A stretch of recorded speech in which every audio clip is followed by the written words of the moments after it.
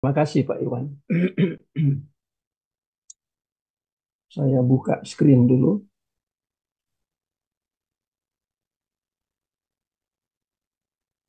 Mudah-mudahan teman-teman tidak ketinggalan.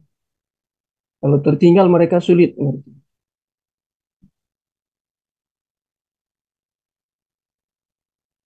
Ini sudah hampir 70 slide ini.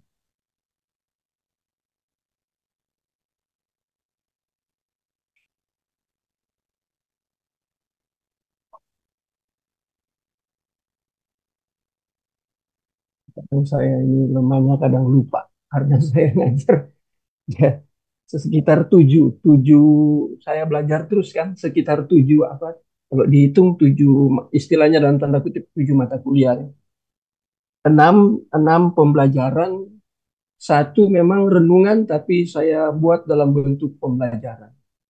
Jadi orang bukan merenungkan secara praktikal tetapi melalui eksegese. Dan mungkin seperti Pak Anton sudah baca ya yang saya bagikan itu ya, PDF.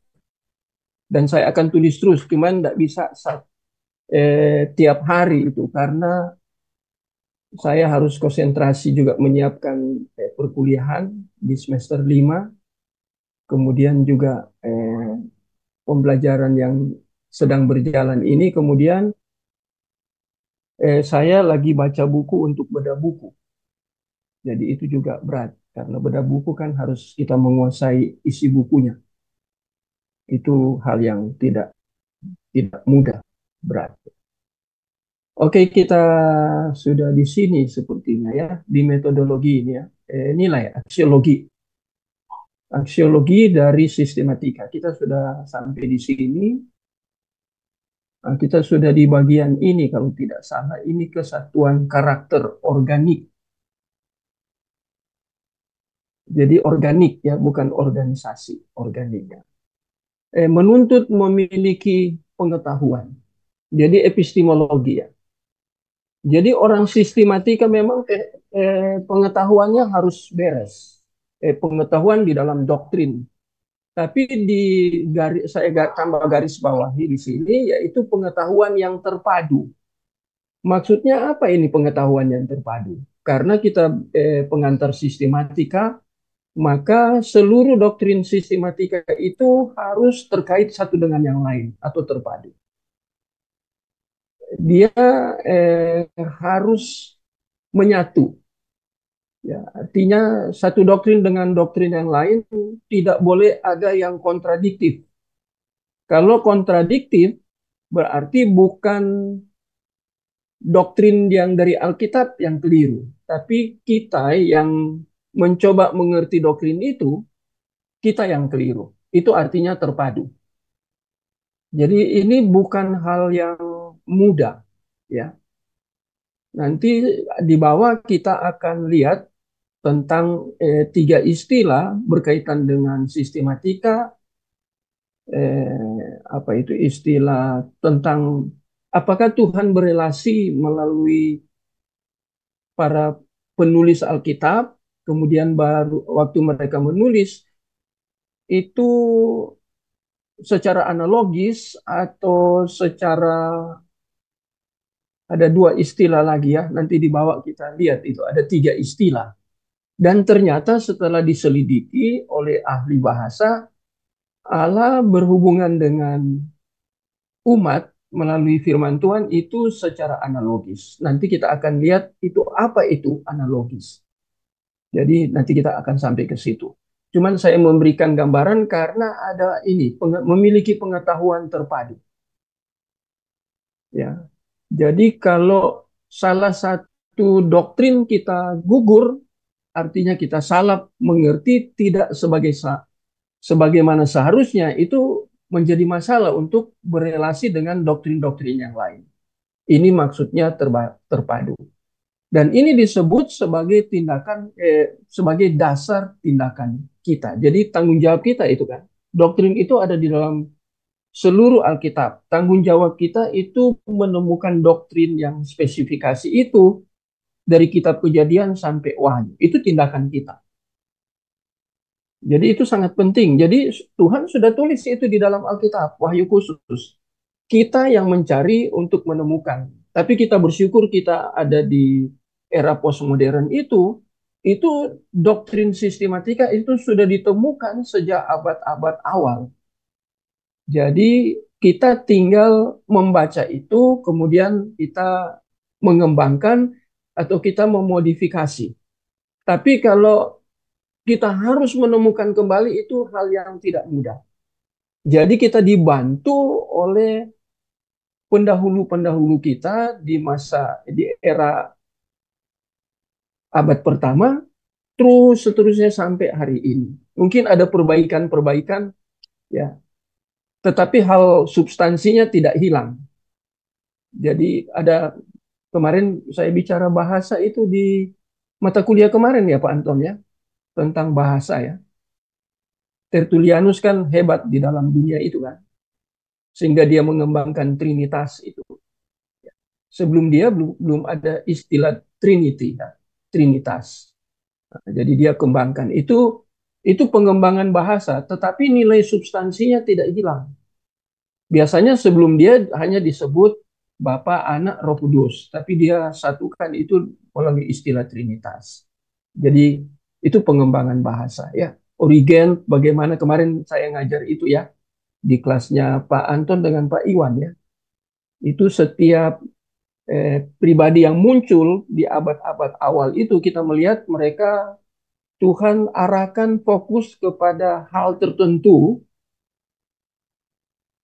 dengan kemampuan yang Tuhan berikan dalam diri mereka secara spesifik tanpa kehilangan kehilangan ini substansi dari doktrin atau ajaran itu. Kalimat mereka satu dengan yang lain berbeda, tetapi substansinya tidak hilang. Kan kita di era postmodern ini cara kita berbicara memberikan argumentasi itu tentunya berbeda dengan mereka. Apalagi mereka dari bangsa lain ya.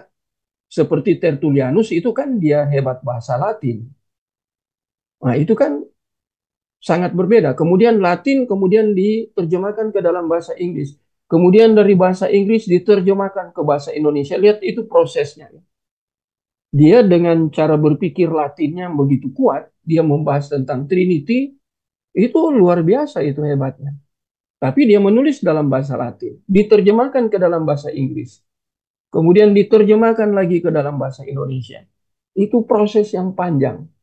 Tetapi walaupun proses seperti itu dengan segala modifikasi, tidak kehilangan substansi. Ya, saya selingan ya, barusan saya melihat satu video, ada pastor ya, tapi kelihatan dia dari luar negeri.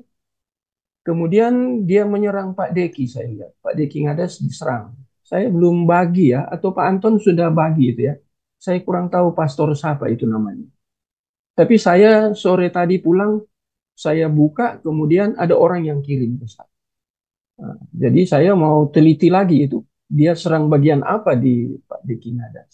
Ya, jadi seperti itu. Jadi kadang hanya soal bahasa yang kecil itu sangat mempengaruhi.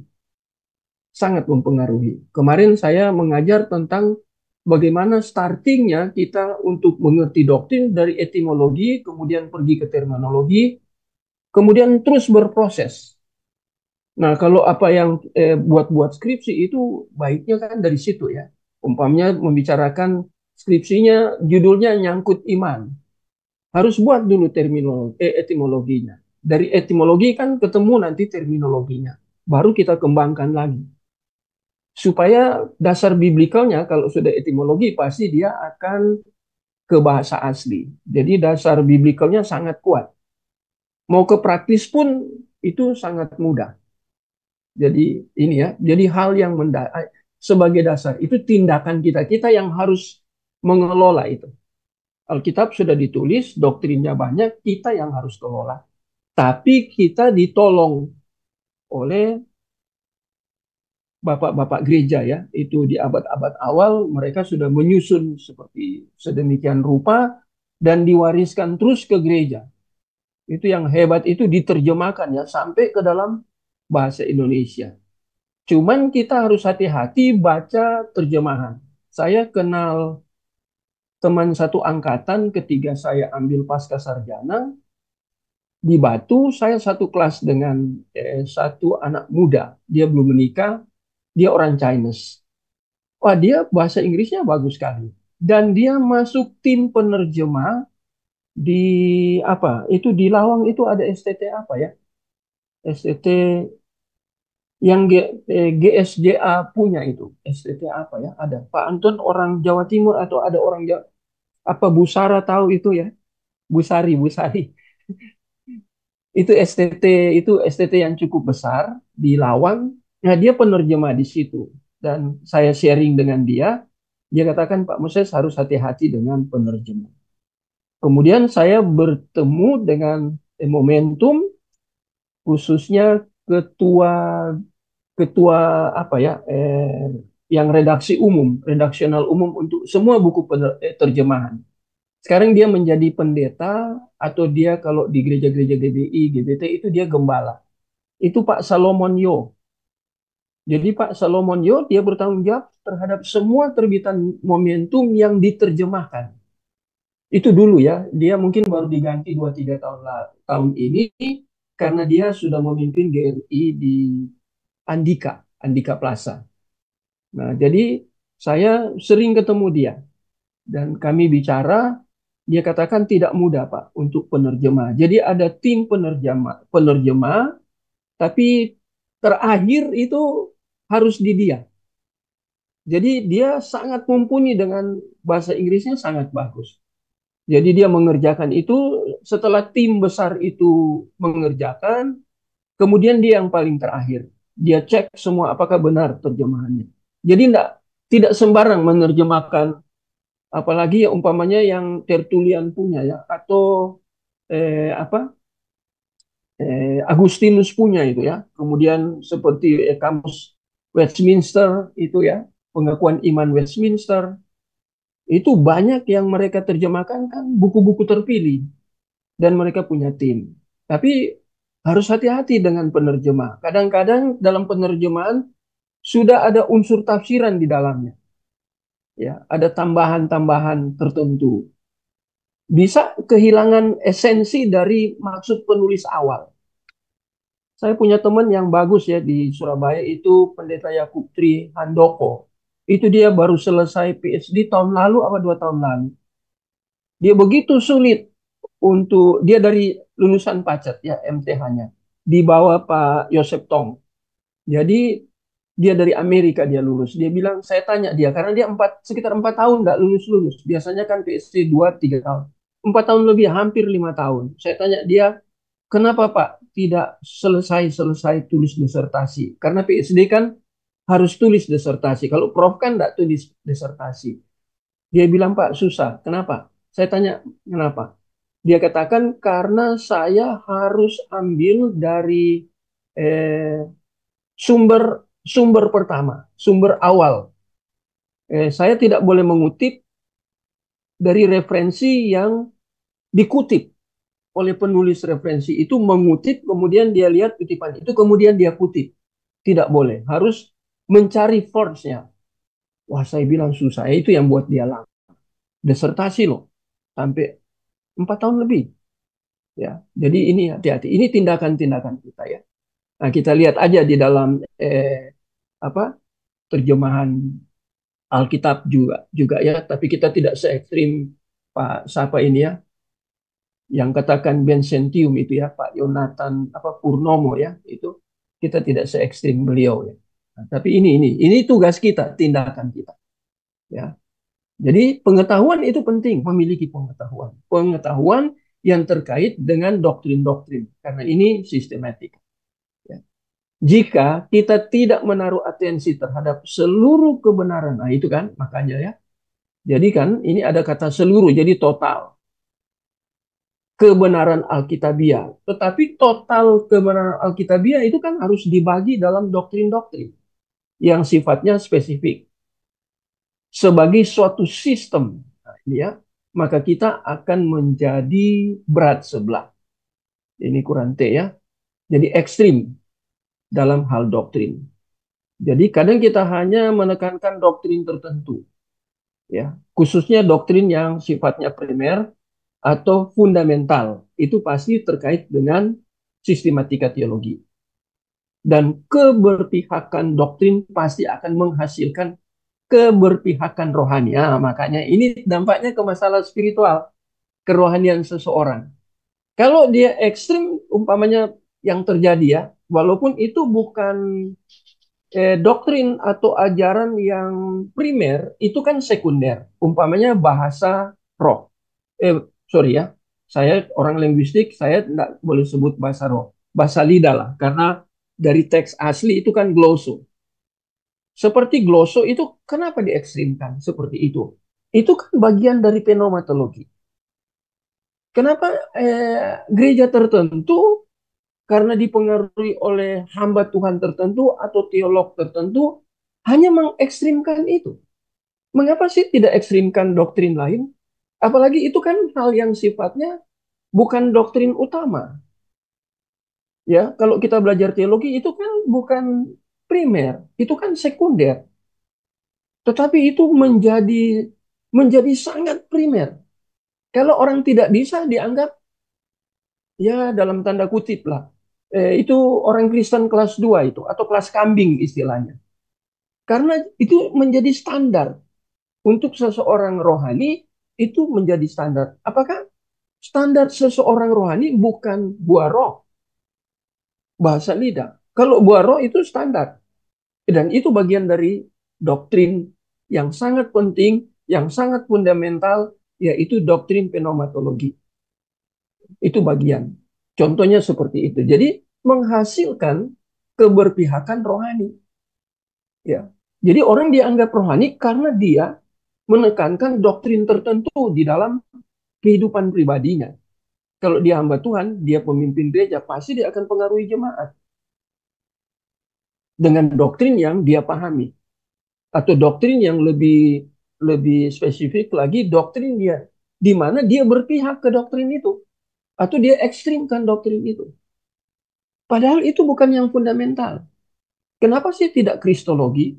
Kristologi secara menyeluruh umpamanya atau tentang apa doktrin yang sangat penting yaitu tentang Tritunggal. Itu kan bagian dari proper teologi. Mengapa kan? Mengapa itu seringkali terlewatkan ya? Malah yang sangat perhatikan itu para polemikus. Di gereja-gereja yang katakan Injili itu sudah tidak perhatikan. Makanya saya pernah bedah buku, bukunya siapa itu ya, tentang apa ya, kaum Injili itu sudah kehilangan apa, kehilangan nous-nya, ya. Jadi menekankan tentang pikiran itu sudah diabaikan. Tidak perlu berpikir hal-hal yang berat. Itu ada penulisnya dari Amerika, saya lupa. Saya pernah bedah buku itu. Ya, 2 tahun lalu saya bedah buku itu, saya masih ingat. Mungkin saya punya punya di laptop ini bedah buku yang tentang apa nih? Apa ya? Pokoknya itu yang errornya kaum yang mengatakan dirinya Injili padahal sudah tidak Injili. Kenapa? Karena buku ini menitik beratkan kepada nous. Sudah tidak mau berpikir kepada doktrin-doktrin yang fundamental.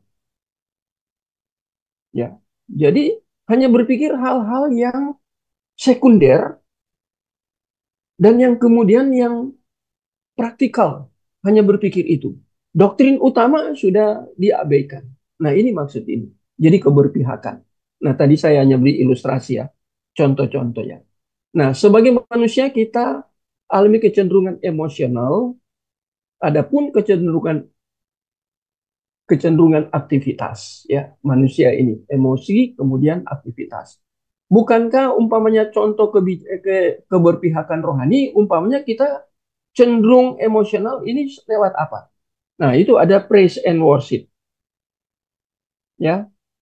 Apa praise and worship itu sebenarnya kata praise and worship itu dari satu kata aja. Kalau Bapak Ibu selidiki itu kata worship itu di dalam Yohanes pasal 4 ayat yang keberapa itu?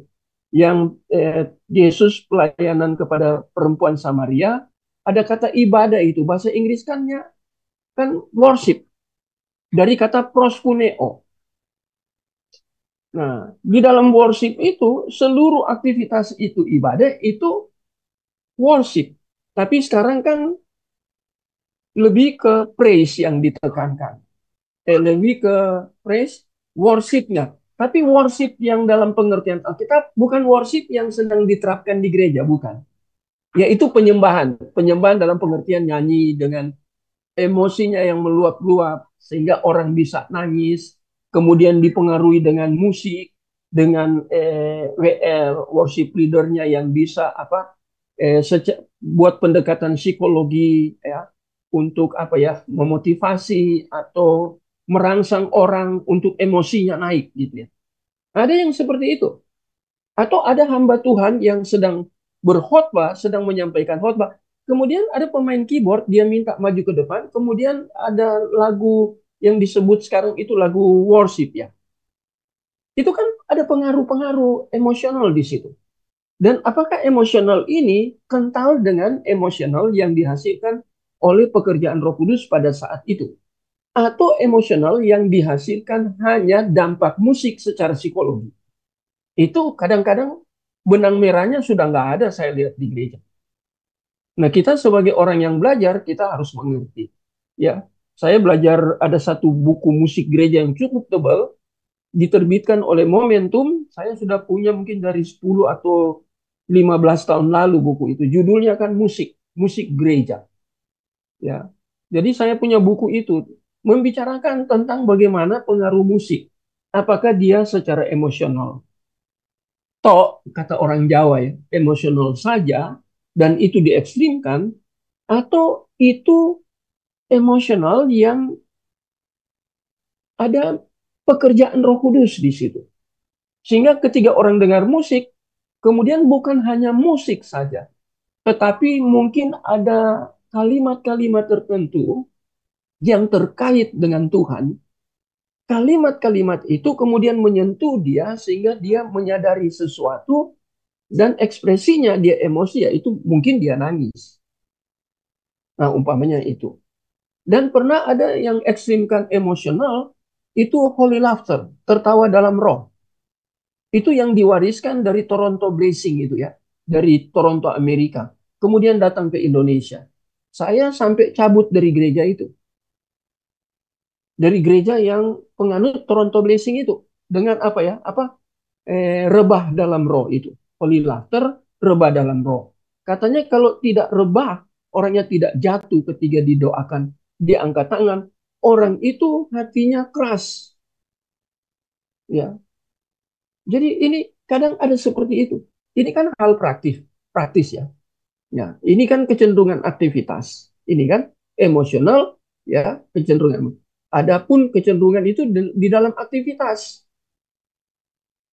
Jadi ini sesuatu yang masuk ke dalam gereja. Dan bisa saya heran ya, saya sampai pergi ke Jakarta 3 hari mengikuti seminar dari hamba Tuhan dari Toronto langsung 3 orang datang. Ya. Seminar di Jakarta dan saya ikut. Kalau pagi itu seminar, malam KKR. Itu aneh sekali saya lihat. Nah ini aktivitas itu membakar emosional luar biasa itu di dalam seminar maupun KKR.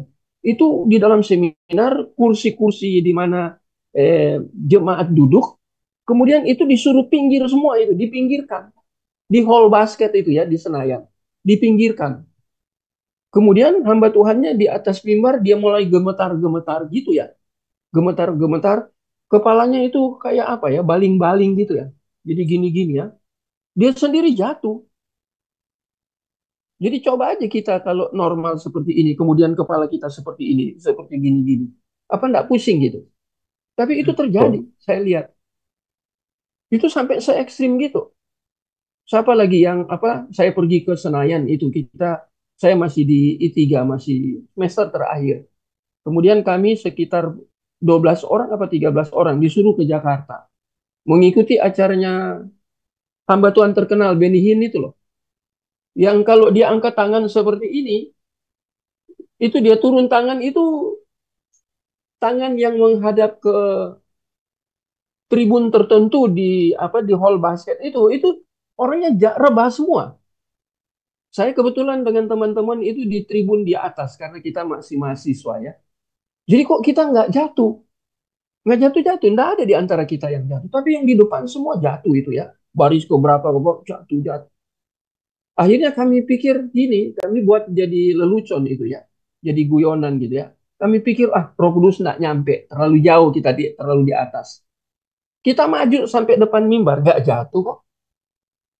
Nah, hasil dari yang kita ikuti itu harus dipresentasikan dalam bentuk tulisan. Pulang ke Batu, kita presentasi satu-satu. Di depan dosen yang mengajar tentang Roh Kudus. Nah, waktu diajar, dia ngajarkan tentang Roh Kudus, dia katakan, ngapain kalian harus jatuh? Paulus itu jatuh waktu Tuhan berbicara. Waktu itu dia belum percaya. Kan itu dalam hatinya dia masih Saulus, belum jadi Paulus. Itu kisah 9. Dia jatuh dari atas kuda. Jatuh dia. Karena dengar suara Tuhan, kemudian ada cahaya yang sangat terang. Itu kan? Dia jatuh dari atas kuda. Malah dia menjadi bisu, bukan hanya jatuh. Tidak. Dia menjadi ya bisu apa? Buta ya. Wah, saya kadang itu ya error di situ. Apa? Buta, Pak. Buta, Pak. Buta, buta, betul, buta. Nah, dia jadi buta. Kan itu pengalaman pribadi itu. Itu kan fenomena. Apakah fenomena seperti itu menjadi ajaran atau tidak? Itu hanya terjadi di Paulus. Tapi itu kemudian diekstrimkan. Nah, orang langsung bertanya waktu itu. Di waktu presentasi kami tanya ke dosen, jatuhnya harus seperti Paulus. Paulus jatuhnya dari kuda, itu secara fisik dia jatuhnya seperti apa? Tertelungkup kah? Atau dia apa ini ya, rebah melihat ke atas atau rebah samping? Itu jadi bahan lelucon di dalam ruang kuliah. Ya. Itu kan fenomena. Nah, fenomena ini menjadi ukuran. Ini bahaya, ini kecenderungan aktivitas, pengalaman pribadi dengan Roh Kudus, kemudian itu menjadi standar. Dan pengalaman pribadi bukan ada di doktrin yang paling utama. Ya. Pengalaman pribadi orang berbahasa lidah di dalam Kisah Rasul. Apakah semua orang yang bertobat yang dibaptis 3.000 orang oleh Petrus, apakah mereka dilaporkan di dalam Alkitab semua berbahasa lidah? Enggak kan? Umpamanya, itu kan bagian doktrin Penoma tentang Roh Kudus. Sekarang kan yang terlalu banyak ditekankan kan unsur pribadi yang ketiga dari Allah Tritunggal di dalam denominasi tertentu. Lantas pribadi yang pertama dan kedua dikemanakan? Ini yang menjadi masalah, menjadi problem terkait dengan doktrin sistematika. Ya, pasti Pak Anton punya pengalaman. Pak Iwan punya pengalaman tidak? Pria punya pengalaman? Bu Sari punya pengalaman tidak? Saya punya pengalaman. Berbeda-beda pengalaman kita. Kan pengalaman kita itu intervensi Tuhan secara personal. Dan itu tidak boleh menjadi standar, menjadi ukuran kepada orang lain. Ya, tidak boleh. Kita sama-sama masuk di dalam satu ibadah dengan firman Tuhan. Suami istri dengan firman Tuhan. Waktu Roh Kudus bekerja, hamba Tuhannya itu kan menyampaikan firman Tuhan secara general, secara umum kepada semua jemaat. Tapi Roh Kudus yang tahu kebutuhan kita terkait dengan firman Tuhan yang disampaikan, itu akan bekerja di dalam diri kita secara unik. Di dalam standar rohani kita, kedewasaan rohani yang berbeda. Satu dengan yang lain yang sedang hadir di dalam ibadah itu. Sehingga itu tidak boleh menjadi standar pengalaman satu orang diukurkan kepada orang lain. Ini pengalaman ya. Kalau standar doktrin itu doktrin yang fundamental itu harus jadi standar. Tapi kalau pengalaman tidak. Nah, ini bahaya, ini aktivitas kecenderungan. Yang satu kecenderungan, oh ini ya sudah ya, nabi yang lain ya dan lain-lainnya. Ada raja ya. Ini. Jadi mempelajari teologi sistematika akan membantu kita menjaga dan mengembangkan keseimbangan rohani kita. Jadi tidak ekstrim di satu doktrin fundamental. Jadi balance, seimbang ya. Hal ini memampukan kita untuk menghindari perhatian hanya pada hal-hal Ya, apalagi sudah berkaitan dengan masalah psikologi, ini temperamen kita ya, atau hal-hal yang menarik bagi kita. Atau temperamen, temperamen hanya 4. Sekarang saya sempat mengajar di PAK karena saya punya S2 PAK, mengajar tentang 16 tipe kepribadian. Ada buku-bukunya. Saya ambil referensi dari banyak buku. Mempelajari tentang 16 tipe kepribadian. Kalau temperamen kan hanya 4. Jadi kita lihat, kadang kita senang dengan doktrin tertentu karena kita harus hati-hati ya. Karena itu nyangkut unsur temperamen kita. Atau doktrin itu nyangkut dengan kepribadian kita. Ya. Atau kita tertarik dengan doktrin tertentu karena ya ada standar-standar tertentu yang datang dari diri kita, bukan standar Tuhan, datang dari diri kita. Itu kita harus sangat hati-hati. Ya. Terlebih lagi apa yang bermanfaat bagi setiap pribadi orang percaya juga bermanfaat bagi pendeta dan akibatnya bagi gereja secara keseluruhan. Ya, ini kemarin saya pikir sudah ya. Ini pendeta tidak perlu dilatih dalam teologi ya, sistematika ya. Artinya dilatih itu training, belajar ya. Sebab hanya mereka mengetahui Alkitab mereka. Namun para pengkhotbah yang dilatih Alkitab dan bukannya dilatih secara sistematis. Artinya hanya dilatih untuk mengerti, oh dilatih Alkitab, baca Alkitab saja dari Kejadian sampai Wahyu. Kalau belajar sistematika kan lebih teratur. Doktrin, doktrin ini, doktrin ini, doktrin ini, dan harus belajar dari awal itu doktrin apa, baru doktrin apa, baru doktrin apa. Mungkin doktrin proper teologi menjadi awal, baru kemudian doktrin tentang bibliologi, apa itu Alkitab. Nah, umpamanya kan ada urutan-urutan itu ya, tidak langsung ke doktrin soteriologi seperti itu ya, tanpa belajar doktrin antropologi, atau belajar doktrin pneumatologi langsung ke soteriologi. Kan itu satu loncatan. Jadi tidak berurutan. Nah, ini dilatih secara sistematis. Itu maksudnya ya. Seringkali memberitakan kesalahan walaupun mereka mungkin sangat bermaksud baik. Ya, tidak selalu baik itu benar. Kalau mau bilang orang baik, baik ini kan moral ya. Nggak usah Kristen, banyak orang luar juga baik. Tapi kalau di dalam konteks kekristenan, mau cari orang baik, banyak. Tapi dia tidak mengerti doktrin sistematika. Dia tidak mengerti tentang biblika. Tapi baik dia. Ya. Dan setia pada Injil ya. Dalam dalam beberapa hal, namun demikian mereka sering memberitakan kesalahan. Oh, mereka terus baca Alkitab, baca terus dari Kejadian sampai Wahyu. Tapi tahukah mereka tentang Dwinatur Kristus? Belum tentu semua orang tahu. Apalagi jemaat, belum tentu dia tahu. Ya, tentang apa tadi saya katakan itu ya, apa bibliologi. Apakah saat penulisan Tuhan berbicara kepada penulis itu secara analogi ya, atau dengan cara yang lain di luar analogi? Nah, mereka nggak tahu itu ya. Sehingga yang diberitakan bisa sesuatu yang keliru, yang salah. Apalagi saya dengar dari Pak Bambang Nursena ya. Orang hanya belajar Alkitab, tidak belajar sejarah ya dari bapak-bapak gereja gitu ya. Ada latar belakangnya kan, ada penulisan sejarah. Itu berbahaya. Ya, cuma mau belajar baca Alkitab seperti itu. Ya. Jadi ini sangat berbahaya.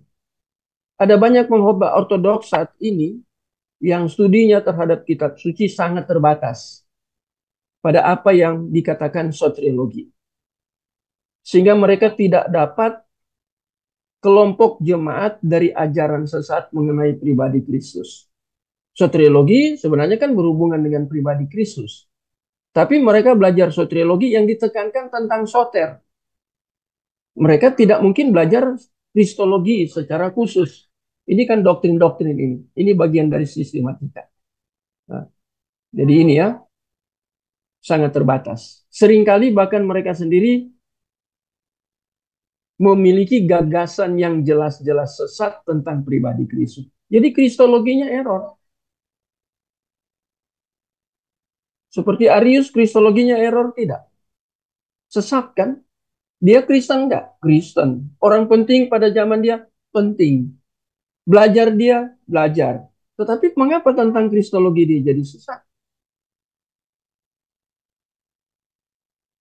Konsili apa yang dibahas khusus tentang kristologi? Konsili apa yang bahas khusus tentang Tritunggal? Nah, kita harus tahu itu, ya. Konsili Nicea, Konsili Chalcedon, itu Nicea bahas apa? Chalcedon bahas apa? Nah, itu yang kita harus pelajari. Itu terjadi dalam sejarah. Nah, latar belakang konsili itu muncul karena apa? Ada kasus doktrin, tapi doktrin sistematika. Doktrin sistematika kasusnya di mana? Karena biblikanya sudah keliru. Ya, membangun dasar doktrin sistematika itu dari Alkitab, biblika atau teologis. Waktu ditafsirkan Alkitab itu dalam doktrin tertentu, khususnya kristologi, orang bisa keliru. Ya. Sehingga di dalam kristologi ini banyak sekali hamba-hamba Tuhan terjebak. Ya. Orang-orang yang pinter pun bisa terjebak. Seperti Arius, bukan tidak pinter dia, tapi dia bisa terjebak. Jadi ini ya, meskipun mereka ya, sampai sama sekali tidak menyadari fakta tersebut bahwa mereka sudah sesat. Kadang mereka pikir masih benar, ya tetap pakai Alkitab. Tetapi memahami Alkitab itu secara keliru, itu yang bahaya. Ini yang dimaksud dari tulisan ini. Ya. Jika kita membawa gagasan kita satu langkah lebih jauh, kita akan melihat studi teologi sistematika akan membantu umat atau hamba Tuhan untuk berkhotbah secara teologis. Ini akan membantu pengkhotbah mewartakan seluruh Alkitab.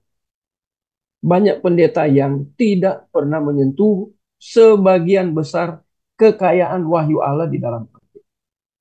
Ya, hanya hal-hal tertentu ya, apalagi zaman sekarang ya. Moral itu yang ditekankan, pemberitaan tentang moral. Ya. Oke, yang tadi sudah selesai, sekarang kita masuk itu nilai ya, metodologi, metode teologi sistematika. Ya harus ada metode ya dalam kita membangun teologi sistematika. Ya. Pertanyaan paling penting yang adalah tentang metode. Sebab jika seorang menaruh jalan yang salah, artinya metodenya salah, maka ia seperti orang yang mengambil jalan yang salah, yang tidak akan membawanya ke tujuan. Ya, tujuannya kan pemahaman yang tepat, yang solid terhadap doktrin. Kalau dia metodenya sudah keliru, nah metode ini menyangkut apa saja metode di sini. Ya, nanti kita lihat sebentar ya, metode yang dimaksud di sini ya, metode teologi sistematika. Sebab itu yang harus diingat bahwa yang dipelajari adalah metodenya. Ini kebenaran firman Tuhan yang absolut. Khususnya ajaran-ajaran atau doktrin-doktrin dari Alkitab. Metode apa kira-kira yang paling penting ketika kita belajar doktrin? Metode yang pertama kita mengumpulkan tuh doktrin yang spesifikasi. Umpamanya soteriologi di dalam kitab Kejadian. Kita kumpul dulu itu. Di kitab Keluaran ada enggak soteriologi? Ada soteriologi di kitab Keluaran. Ya. Apa yang kita temukan di dalam kitab Keluaran berkaitan dengan doktrin soteriologi. Kira-kira apa ya gambarannya di dalam kitab Keluaran ada doktrin soteriologi. Ya Allah membebaskan orang Israel dari Mesir. Itu kan soter, pembebasan. Itu soteriologi nyangkutnya. Kemudian Allah menuntun itu sampai ke tanah Kanaan. Itu kan gambaran semua itu ya. Itu kan tipe ya sampai masuk ke tanah Kanaan. Apa prosesnya di dalam padang gurun itu untuk sampai ke tanah Kanaan? Nah, itu kitab Keluaran itu soteriologi. Habis kitab Keluaran, kitab apa? Kejadian, Keluaran, Imamat. Imamat itu ada soteriologi, oh kental banget. Hmm. Itu ada imam di situ ya. Itu kan tipe, nanti antitipenya Yesus jadi imam besar. Itu di Ibrani ya. Ya. Kemudian korban-korban itu. Nah itu kan tipe. Itu menarik. Bilangan, itu apa yang terjadi? Ulangan.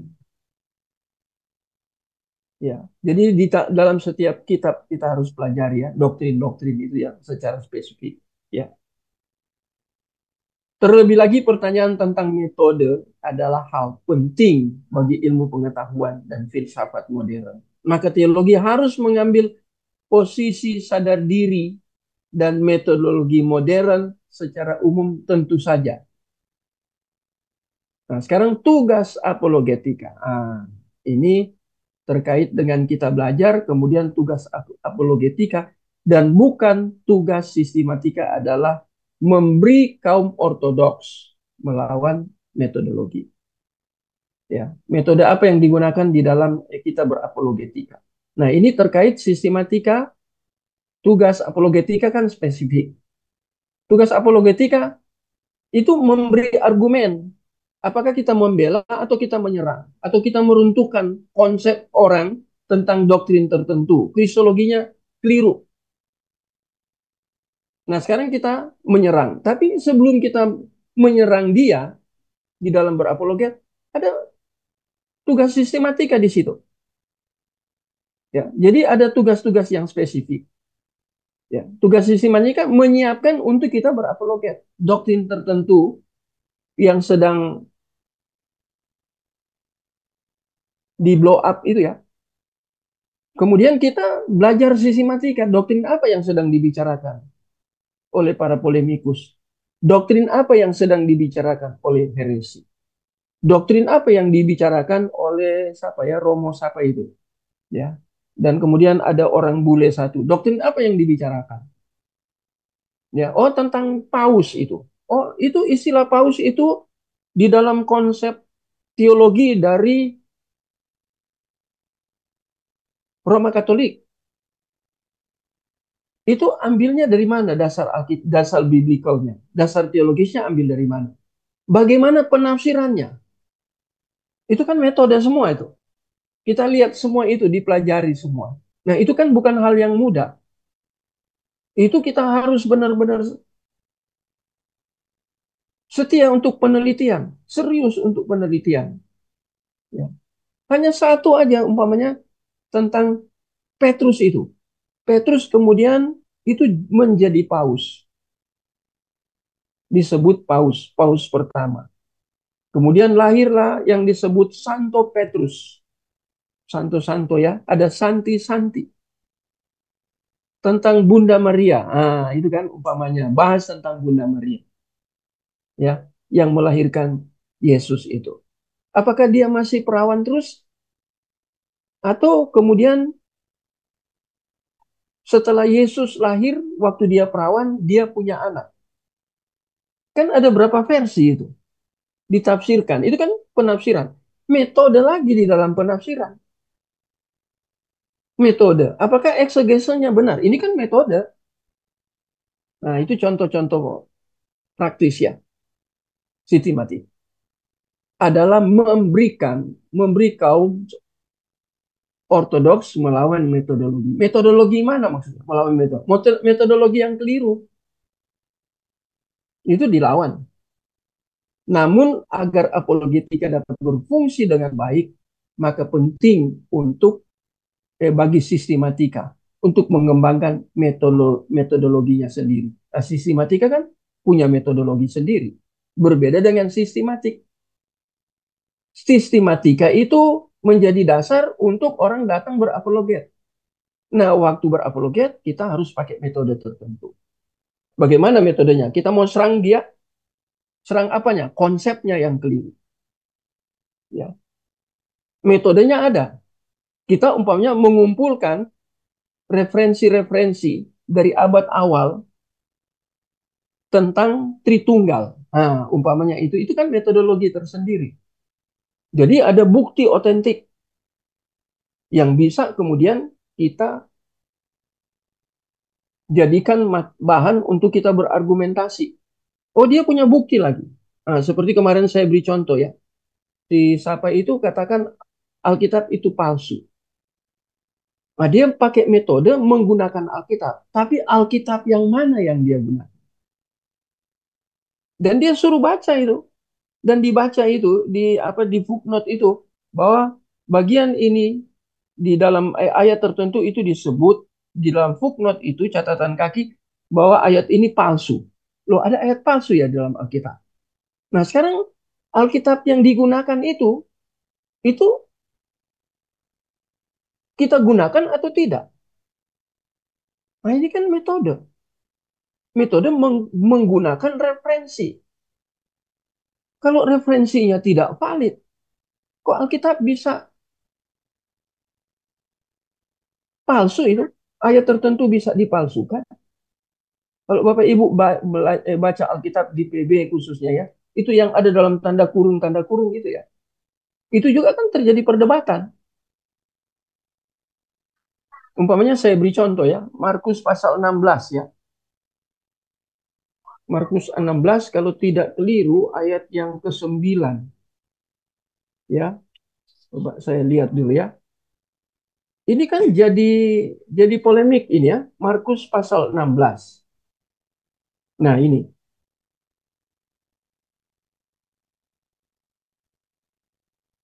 ayat yang ke-9. Ayat ke-9 ya. Iya, kita Injil Markus.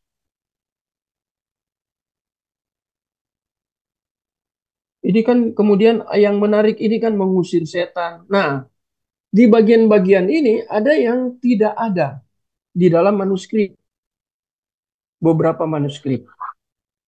Tapi LAI kan masukkan ini.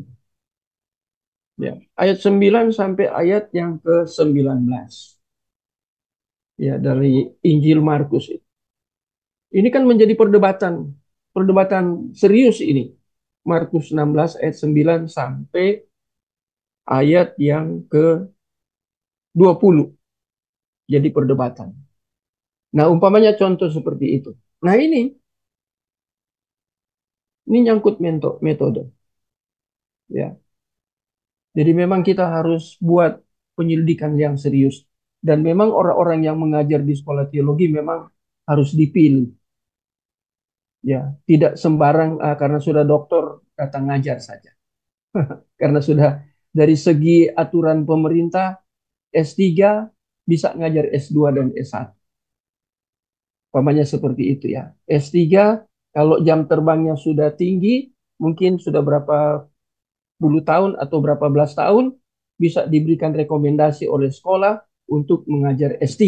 Nah, umpamanya seperti itu ya. Dan itu tidak berbenturan dengan aturan pemerintah. Jadi yang dilihat selalu aturan pemerintah. Tapi kapasitas orang itu untuk mengajar dilihat nggak? Nggak dilihat. Akhirnya dia mengajar saja. Yang penting kan habis saya ngajar, saya dapat berkat dari sekolah. Nah, itu yang penting. Apa itu ya? UUD ya, ujung-ujungnya hanya itu.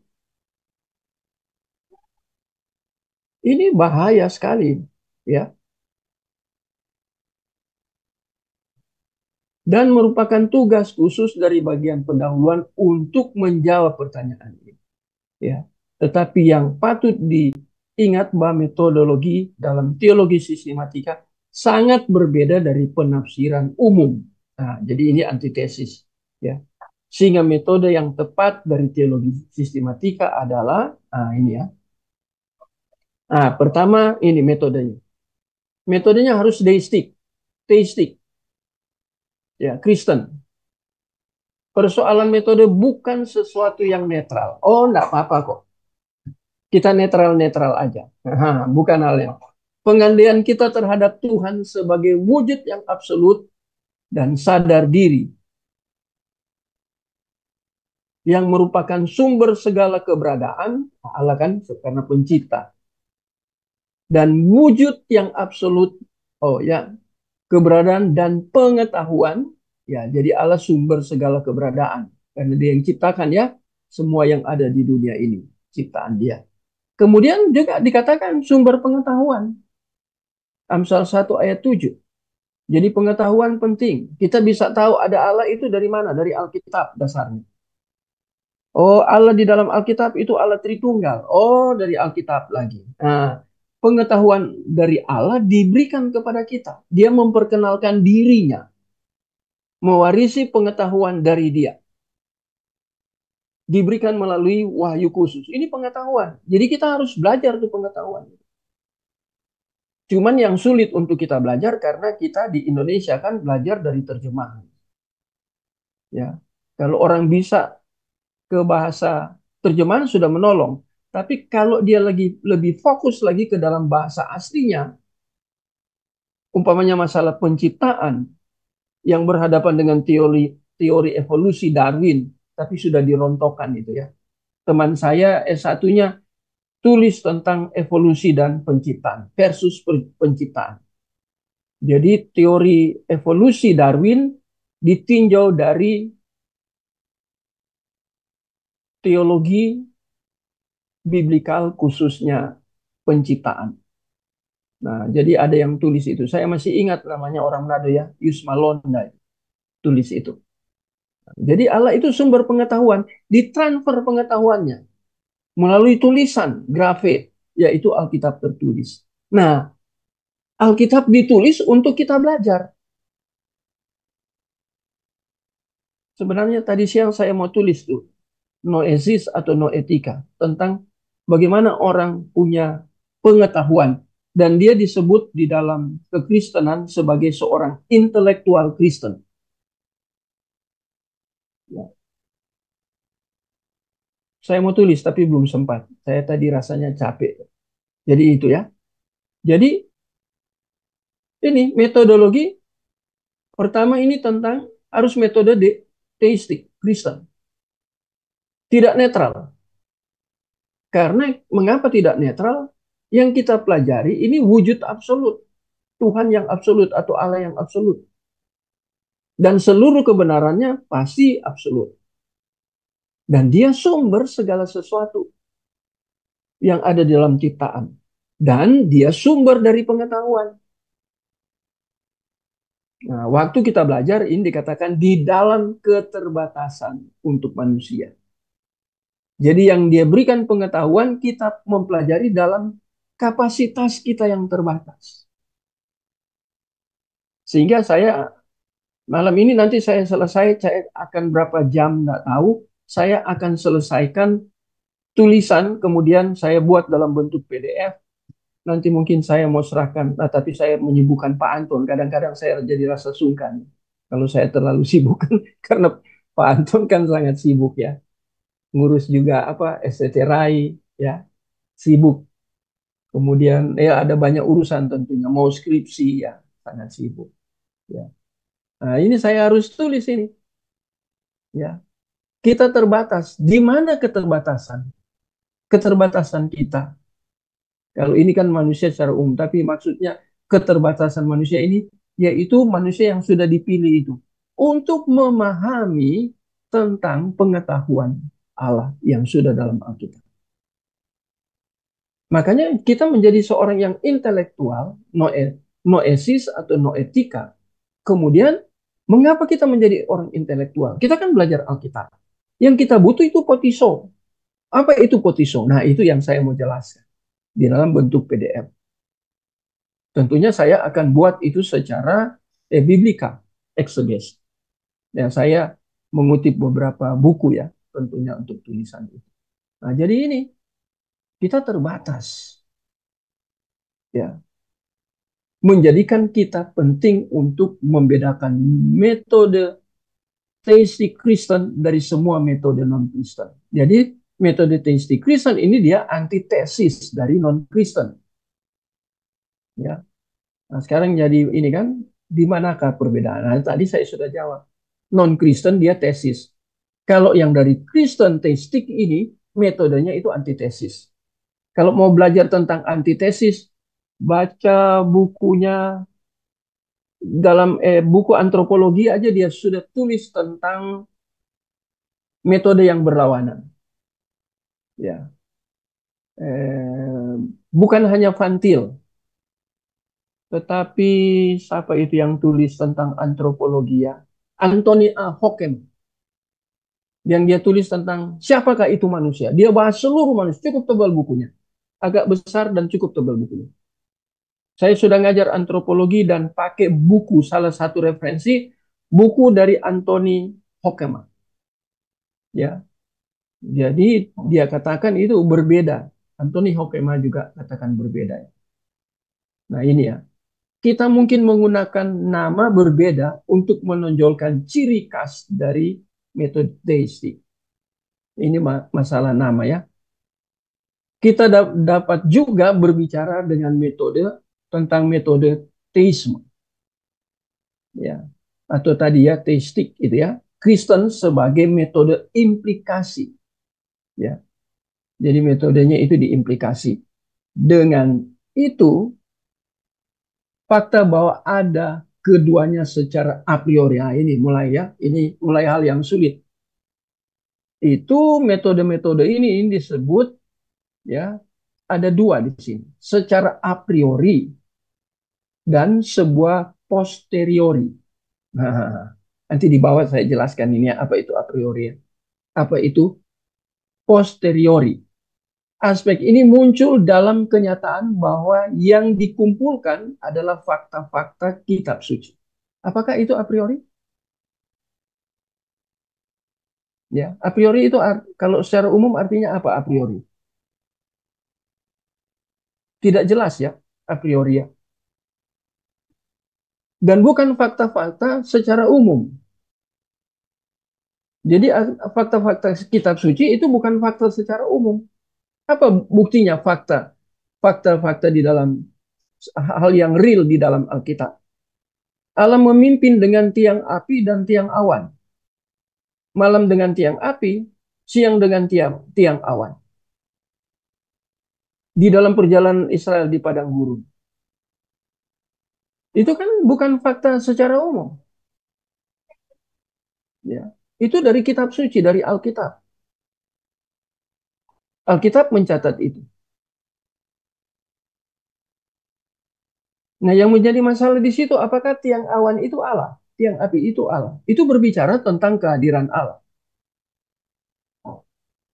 Itu berkenaan dengan dalam kitab suci itu, kalau kita orang teologi yang belajar, itu berkenaan terkait dengan apa? Teofani.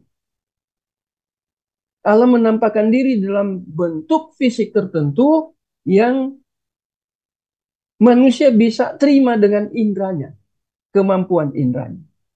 Jadi bisa lihat dengan mata bahwa ada tiang api, tiang awan. Itu kitab suci jelaskan tentang fakta itu.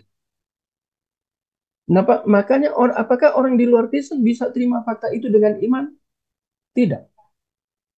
Kita terima bahwa peristiwa itu terjadi karena kita percaya bahwa Alkitab kita ini diinspirasikan oleh Roh Kudus. Theopneustos, 2 Timotius 3 ayat 16. Dan kita imani apa yang dicatat oleh Alkitab. Dan Alkitab itu infallibility, ineransi. Itu kan Alkitab kita. Nah, jadi kan kitab suci, fakta itu. Orang di luar itu bisa terima nggak? Belum tentu dia bisa terima. Apalagi dia tidak beriman. Seperti yang dikatakan Alkitab. Dia tidak membangun iman berdasarkan firman Tuhan tertulis. Ya, iman berdasarkan anugerah. Kemudian dia bertumbuh berdasarkan dia belajar firman Tuhan yang tertulis, toh. Mengalami pertumbuhan iman.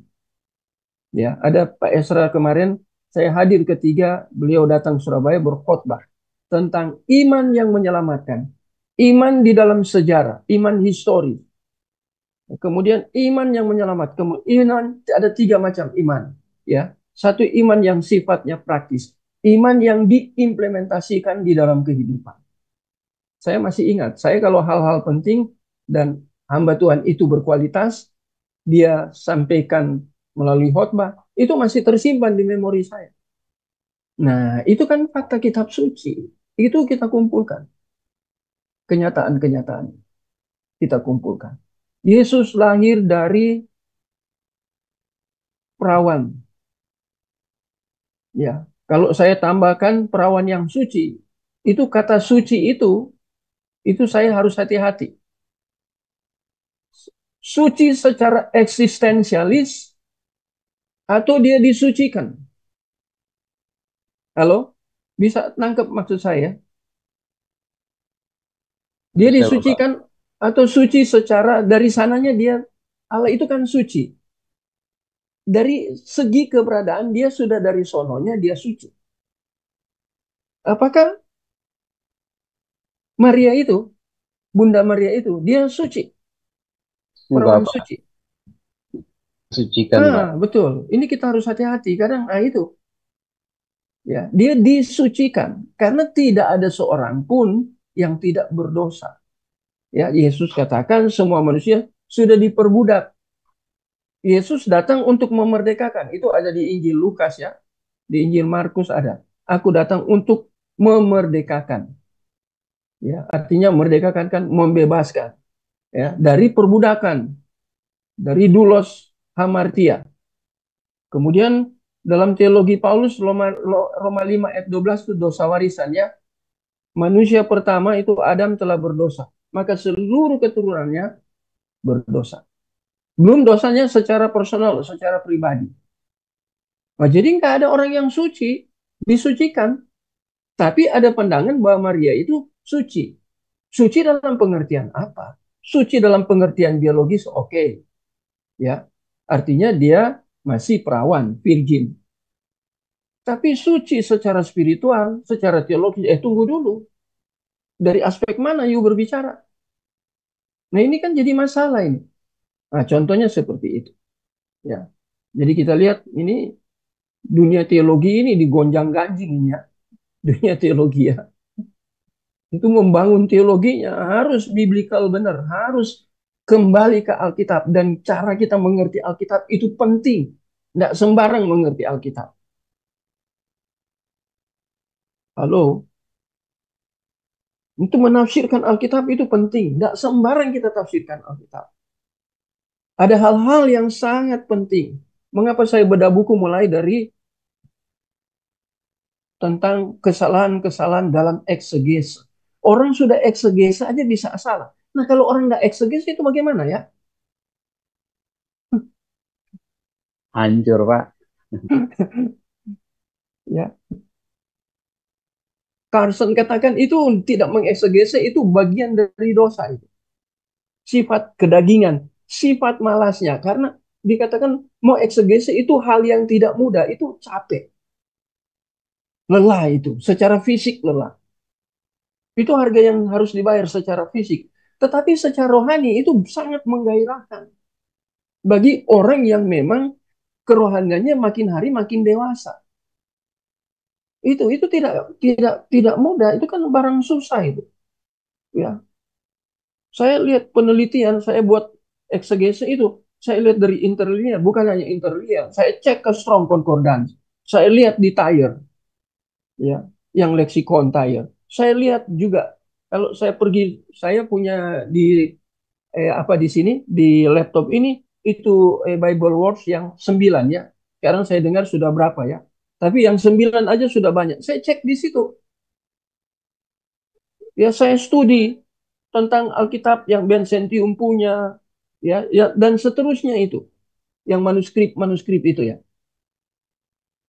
Ya si Purnomo itu keliru ngomongnya kanon-kanon. Maksud lu kanon apa? Ya, pengkanonan Alkitab.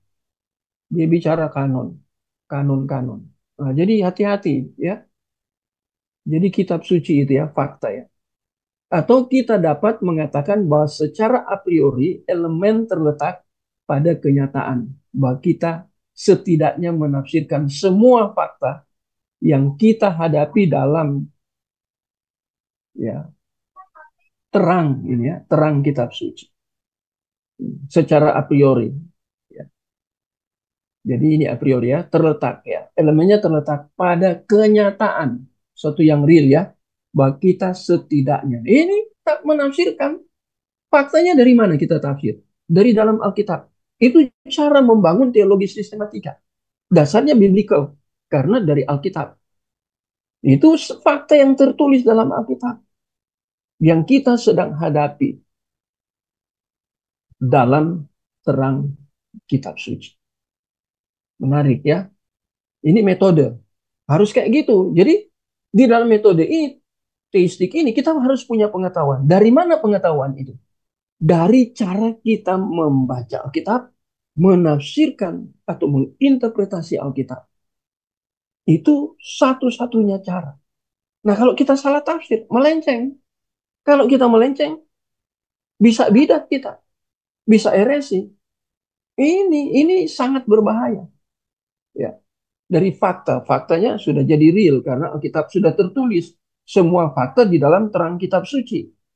Itu menjadi dasar, foundation, ya, menjadi dasar, ya.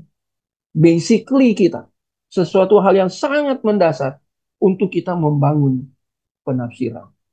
Jadi hermeneutikanya kita harus beres, harus kuat untuk membangun teologi sistematik.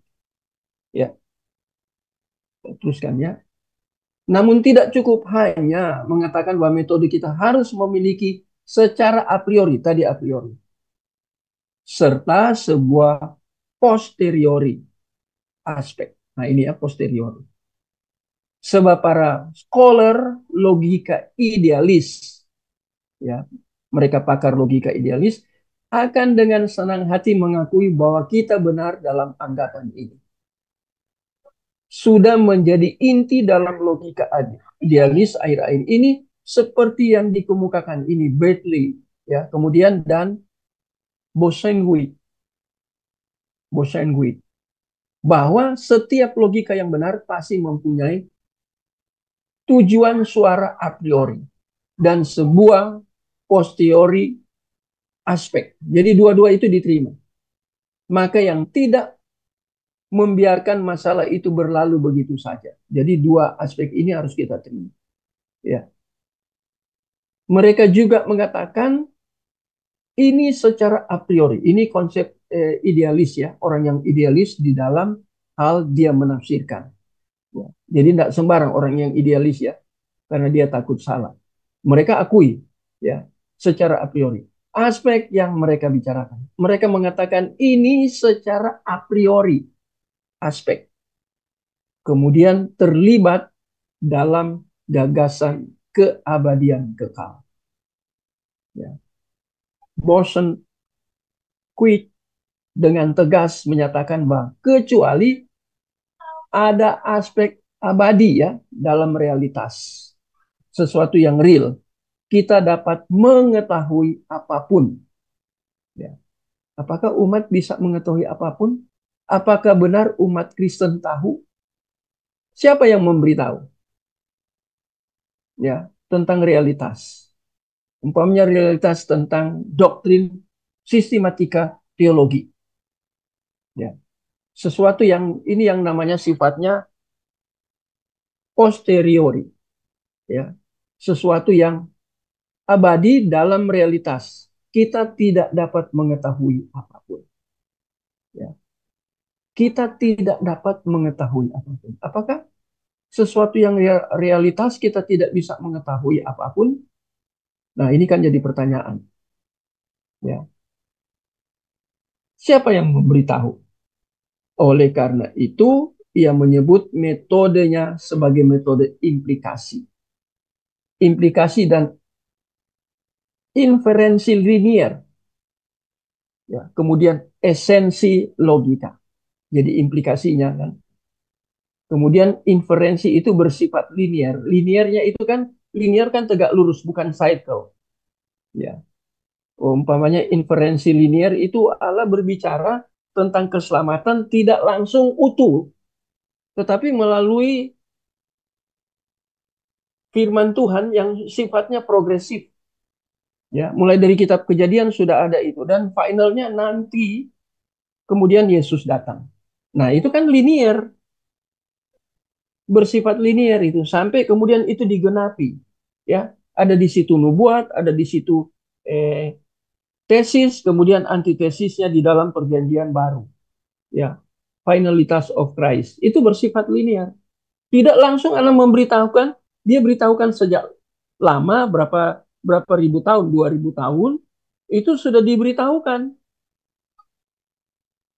Tapi penggenapannya cukup lama. Jadi itu kan proses. Itu tentang janji, ya, berit, teologi perjanjian, covenant teologi. Nah, di situ juga di dalam covenant teologi itu ada janji Allah yang sifatnya mesianik. Tapi itu untuk digenapi itu bentuknya linear. Ya. Nah, itu yang disebut dengan esensi logi. Perlu dipahami bahwa istilah implikasi sebenarnya ini pinjaman dari secara a priori. Sehingga bukan dari sebuah potriori aspek metodenya. Jadi metode potriori. Jadi ini dari a priori. Tadi a priori di atas itu. Nah ini elemennya terletak pada kenyataan real bahwa kita setidaknya menafsirkan semua fakta yang kita hadapi dalam terang kitab suci. Itu yang disebut a priori. Mengapa sih jadi terjadi a priori di sini? Ya, ini disebut elemen ya secara a priori. Mengapa harus a priori?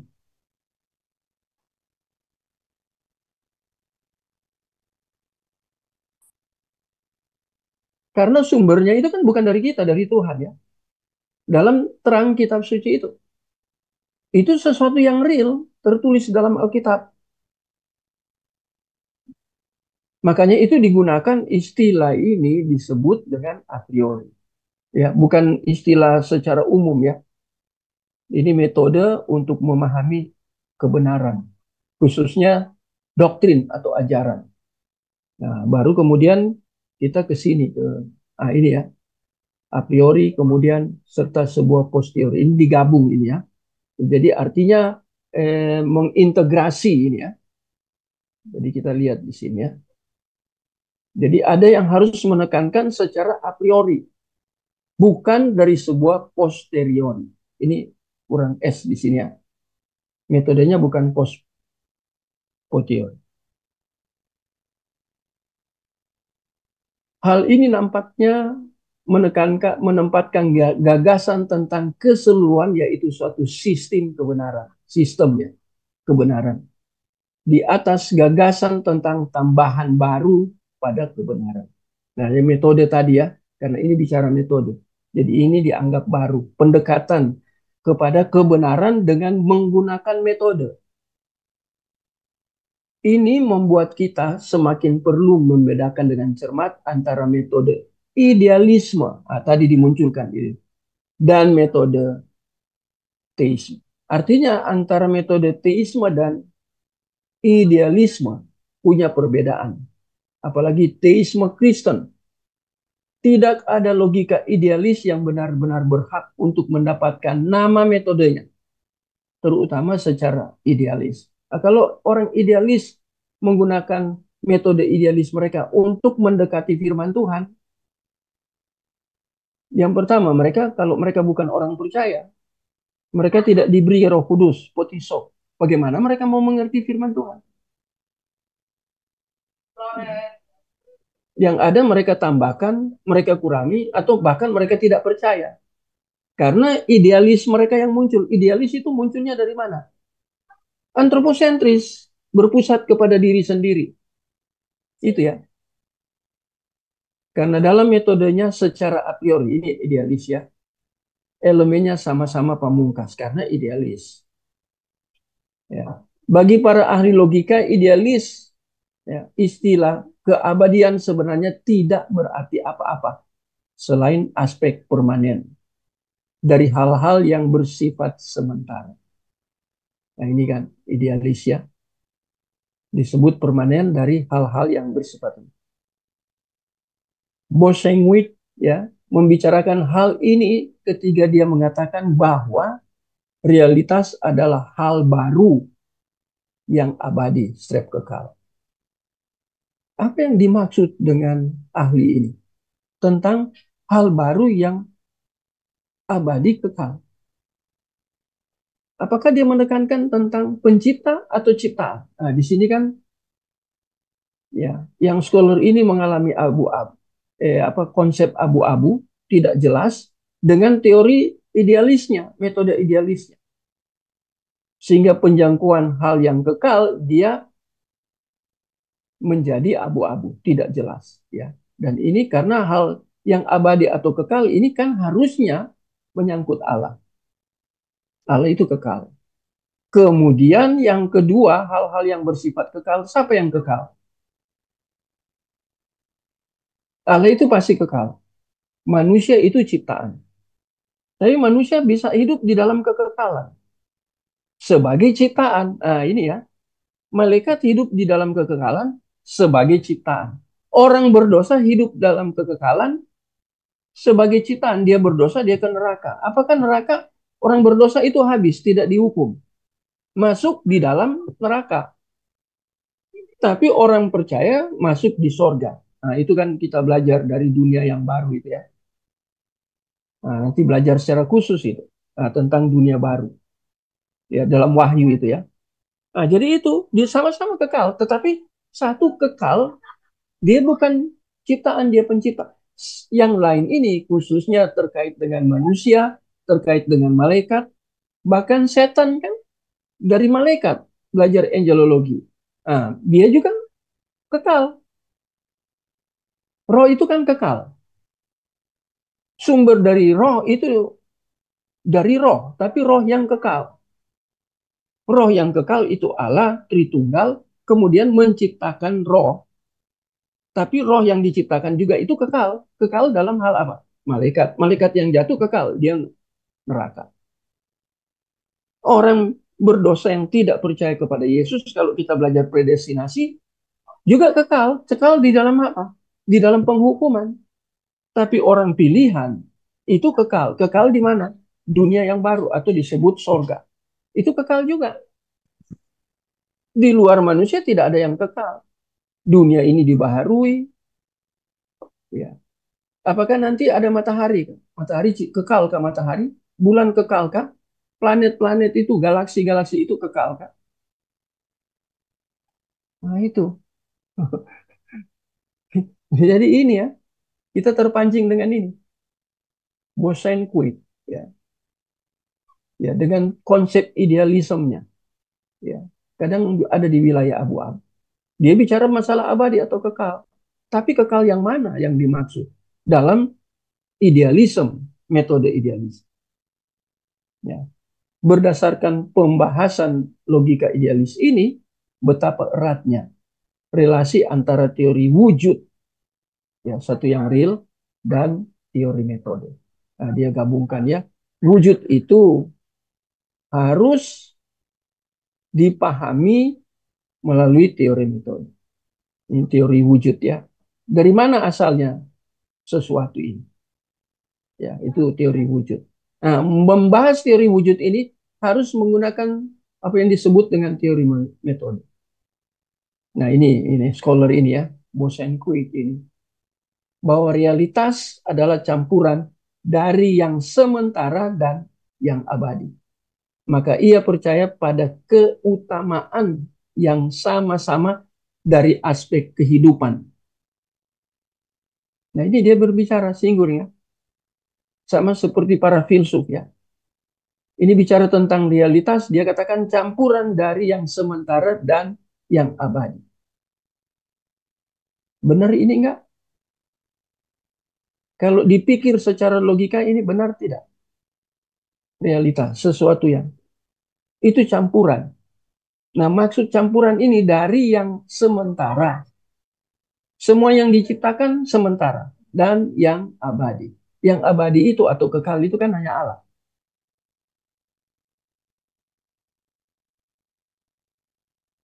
Di sebelah mana orang kalau kita belajar filsafat ya, filsafat agama itu ya. Apakah orang yang tidak percaya kepada Alkitab dan tentunya kepada Allah Tritunggal, apalagi terhadap Kristus yang menyelamatkan penebus, mereka tidak percaya. Mereka masih bisa memahami tentang Allah atau tidak?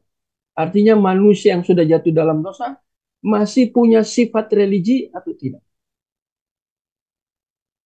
Sudah belajar tentang filsafat ateis.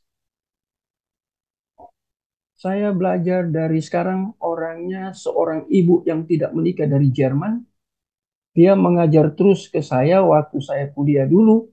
Itu tentang seluruh filsafat. Termasuk filsafat orang ateis.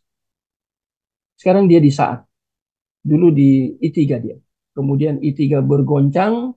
Kemudian dia masuk ke Seminari Alkitab Asia Tenggara. Dia orang Reform. Dia pergi ke situ. Saya lupa namanya. Ibu Veronica Elbers. Itu namanya. Orangnya cantik, kecil, sampai hari ini tidak menikah. Ya sudah umur. Tentunya lebih tua dari saya. Saya sudah 62, dia sudah di atas 70. Mau 80 mungkin dia. Tapi masih di saat saya dengar. Nah, dia mengajar tentang filsafat agama. Termasuk filsafat dalam dunia ateis. Dihubungkan dengan religi. Apakah orang komunis tidak percaya bahwa Allah ada? Ada, Pak. Halo? Ada yang lain? Pak Iwan? Allah ada tidak? Orang ateis. Orang komunis, saya katakan tadi. Orang yang disebut agnostik. Nah, itu kan. Kita harus pelajari itu. Cara berpikir mereka semua. Itu belajar, kalau belajar di filsafat, dosennya bagus. Kita dapat semua itu. Ya. Buku-bukunya ada sekarang. Apalagi buku-buku yang dikirim itu ya.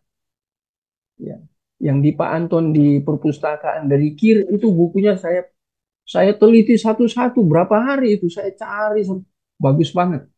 Ada bahasa Indonesia ya campuran bahasa Inggris.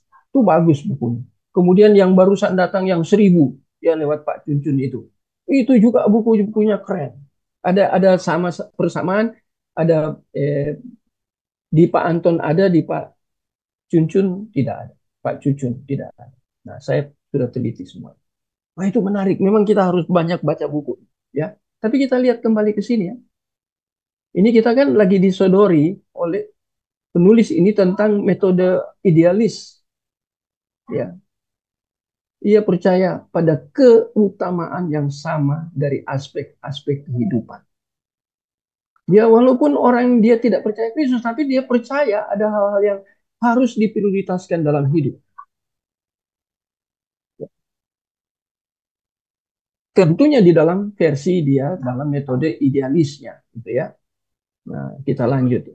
Sebuah posteriori, ini dari bahasa Latin ya, posteriori.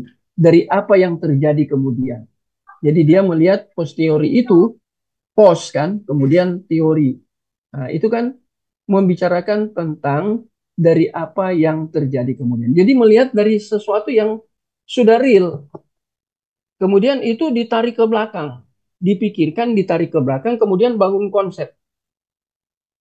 Jadi berpikirnya tarik ke belakang dulu. Dia lihat ke depan, the future. Kemudian apa yang terjadi di depan, apa ya penyebabnya? Ada sebabnya. Nah, itu dia pikirkan. Dia pikirkan itu ke belakang atau dibalik dari sesuatu yang dilihat, sesuatu wujud yang dia lihat, dibalik dari wujud itu ada sesuatu, ada apa ya, sehingga itu menjadi wujud, menjadi sesuatu yang real. Itu maksudnya. Itu ya, posterior dari bahasa Latin. Kalau a priori pengetahuan yang ada sebelum bertemu atau sebelum mengalami pengalaman. Jadi pengetahuan itu sudah ada sebelumnya. Ya. Sebelum kita mengalami atau kita bertemu, pengetahuan sudah ada. Sebelum kita punya pengalaman. Nah, dalam metode, ya lihat dua metode itu ya. Ya, idealis menggunakan dua metode ini. Ya. Posteriori dan a priori. Pengetahuan yang ada sebelum itu a priori. Ya, sehingga orang menafsirkan. Mengapa disebut a priori? Karena waktu dia tafsirkan sesuatu yang sebelum dia mengalami atau sebelum dia berjumpa dengan pengetahuan itu, dia bisa menafsirkan, bisa keliru dia. Bisa juga benar. Jadi makanya dikategorikan sebagai sesuatu yang a priori. Karena ada di dalam dua aspek itu ya. Tapi yang posteriori dia lihat sesuatu yang terjadi di depan, the future, dia tarik ke belakang. Nah, sekarang kalau kita balik ke dalam doktrin kita. Kita mempelajari doktrin Alkitab dari mana? Dari Alkitab. Nah, Alkitab itu ada dari siapa? Dari Allah, dari Tuhan. Khususnya dari Roh Kudus. Jadi pengetahuan itu kan sudah ada. Kita yang kemudian mempelajari pengetahuan itu. Untuk kita mempelajari tujuan memahami dengan valid, dengan konkret pengetahuan tentang doktrin itu. Tapi sudah ada sebelumnya dia. Di mana dia ada? Di dalam kekekalan. Karena dia ada di mana doktrin-doktrin yang kita pelajari? Di dalam Allah Tritunggal itu. Kemudian diwariskan kepada gereja. Kalau saya bicara gereja ya, berarti bicara orang pilihan. Ya. Dan tidak semua orang dalam gereja adalah orang pilihan. Nah, ini kita harus selidiki itu. Hal itu harus diselidiki secara khusus. Dan kita menyelidiki itu tentunya dari konsep predestinate. Ganda. Iya kan?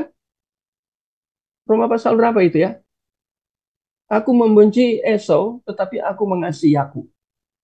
Itu Allah. Dari situ kan? Aku membenci Esau, tapi aku mengasihi Yakub. Wah, itu menarik kalau diselidiki. Mengapa Allah benci? Apakah Allah tidak adil? Itu kan teologi Paulus di situ. Tidak mungkin, kata Paulus. Tidak mungkin Allah tidak adil. Karena dia Allah. Kalau sampai dia tidak adil, dia bukan Allah. Tapi kadang kita manusia mau menilai kita ciptaan, kata Pak Tom ya, kita ciptaan mau mencoba mengerti pemikiran pencipta. Tentunya kita ciptaan di dalam batasan tertentu, ada limit, ada boundaries untuk kita mengerti Allah melakukan seperti itu. Mengapa ada predestinasi ganda? Dan itu terlihat jelas sekali di situ. Mengapa dia pilih bangsa Israel dulu? Dan ternyata Israel dibagi dua lagi. 10 di utara, 2 di selatan. 1 Samaria. Kenapa dia sampai membagi Israel menjadi 2? Seperti ditampi. Dan yang heran ditampi itu, yang menjadi miliknya yang di selatan itu, untuk sementara waktu ya, menjadi milik di selatan itu minoritas, bukan mayoritas. 10 kok di atas, 10 di Samaria. Jadi kita lihat dari situ, Allah tidak selalu berbicara tentang segi jumlah, segi mayoritas, segi kuantitas. Tapi Allah membicarakan segi kualitas. Nanti kemudian berkembang di PB, kemudian Injil itu untuk seluruh bangsa. Sebenarnya sudah ada di dalam Abraham itu ya. Dia harus memberkati ya seluruh manusia. Tapi kemudian kita tidak hanya lihat ayat itu, kita harus melihat seluruh Alkitab supaya kita mengerti seluruh bangsa yang dimaksud mana. Apakah seluruh bangsa berarti keselamatan itu untuk seluruh bangsa? Soteriologi. Kalau seluruh bangsa diselamatkan, artinya semua manusia di dunia diselamatkan. Kalau gitu tidak perlu ada neraka. Dan kalau begitu tidak ada neraka, berarti saksi Yehova itu benar, tidak ada neraka. Padahal Alkitab bilang ada penghukuman. Allah adil, tetapi ketiga pemilihan. Apakah Allah adil itu? Paulus katakan ya Allah adil. Nah ini saya kan menyoroti ini dengan contoh di Alkitab. Ini kan tidak ada contoh satu ayat pun. Saya yang memikirkan ini. Kadang kita harus kayak gini. Kalau kita baca buku kadang ya, kecuali saya baca bukunya ini. Siapa ini Ronald Nas ya, ada buku kecil di sini ya. Firman Allah dan Akal Budi. Bukunya enggak tebal. Isinya yang hebat sekali. Kadang orang buat buku tebal-tebal, orang Indonesia buat tulisan panjang lebar, tapi substansinya hilang, esensinya. Dia hanya 175 halaman. Ronald Nas. Ya. Ini dia tulis firman Allah dan akal budi. Tetapi bukan hanya itu dia tulis buku. Dia tulis juga setebal ini. Ronald Hanas, Iman dan Akal Budi, Faith and Reason. Ini tebal. Ini hampir 500 halaman. Jadi ada yang kecil seperti ini, ada dua. Ada beberapa buku. Mengapa saya keluarkan dari dalam kamar? Karena saya lagi menyiapkan satu tulisan yang saya katakan tadi.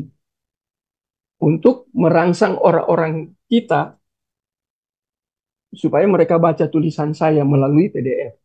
Dan saya akan kirim ke sebanyak mungkin grup. Karena di saya ada banyak sekali grup. Ya. Jadi ini ya, perbedaan posteriori dengan a priori. Dibangun oleh konsep idealis. Oke ya, ini dari bahasa Latinnya. Jadi kita makin mengerti. Satu membicarakan tentang apa yang terjadi kemudian, the future. Satu berbicara tentang belakang, pengetahuan sebelum kita mengalami. Ya. Nah, kalau kita tafsirkan yang a priori ini, masukkan ke dalam pemikiran teologis. Sebelum ini siapa sebelum? Kalau masukkan ke dalam, kita kaji ini a priori dari aspek teologis. Ini sebelum berarti pengetahuan itu dari Tuhan. Bahkan sebelum manusia diciptakan. Makanya Amsal 1 ayat 7 dia disebut sumber pengetahuan. Allah itu sumber pengetahuan. Itu Amsal ya, ditulis oleh Salomo. Ya, dia tahu apa yang akan terjadi kemudian di dalam kemahatauan dia. Nah, kalau kita tarik ini. Tapi Allah juga Allah yang the future. Sesuatu yang akan terjadi dia setting. Siapa yang dia pilih? Dia tahu sebelum dunia dijadikan. Itu kan Efesus. Benar toh? Efesus pasal 1. Sebelum dunia dijadikan. Halo? Jadi kita ambil dua ini, kemudian kita apa? Kita integrasi. Kalau si eh, metode metode idealis tidak seperti itu, dia ambil satu-satu. Nah, kita ini orang percaya harus wisdom, punya hikmat untuk kita integrasi. Coba kita lihat ya, Efesus pasal 1 itu menarik kan? Ayat berapa itu? Ayat 5 ke ayat 6 ya. Dalam kasih ia telah menentukan kita dari semula. Kata semula itu ya, menentukan itu. Itu menentukan itu bicara kedaulatan. Dia penentu. Itu kan berbicara tentang the sovereignty of God. Penentu dia. Kemudian dikatakan itu dari semula. Kata semula ini dari mana? Apakah semula itu di dalam sejarah? Allah kan ada di luar sejarah. Ya, dia yang menentukan, berarti dia menentukan dari luar sejarah. Itu kan, dari sisi ini aja kita sudah dapat 2 poin kan? Pasal yang kelima. Oh, pasal 5 bukan 6 ya. Ya. Ia telah menentukan kita dari semula oleh Yesus Kristus untuk menjadi anak-anaknya. Sesuai dengan kerelaan kehendaknya. Jadi bukan paksaan. Ini Allah yang sifatnya mandiri. Itu dibahas oleh siapa ya itu? Ada 2 buku ya yang saya lihat. Allah itu mandiri. Ya. Dia tidak tergantung kepada siapapun, apalagi tergantung kepada ciptaan. Enggak.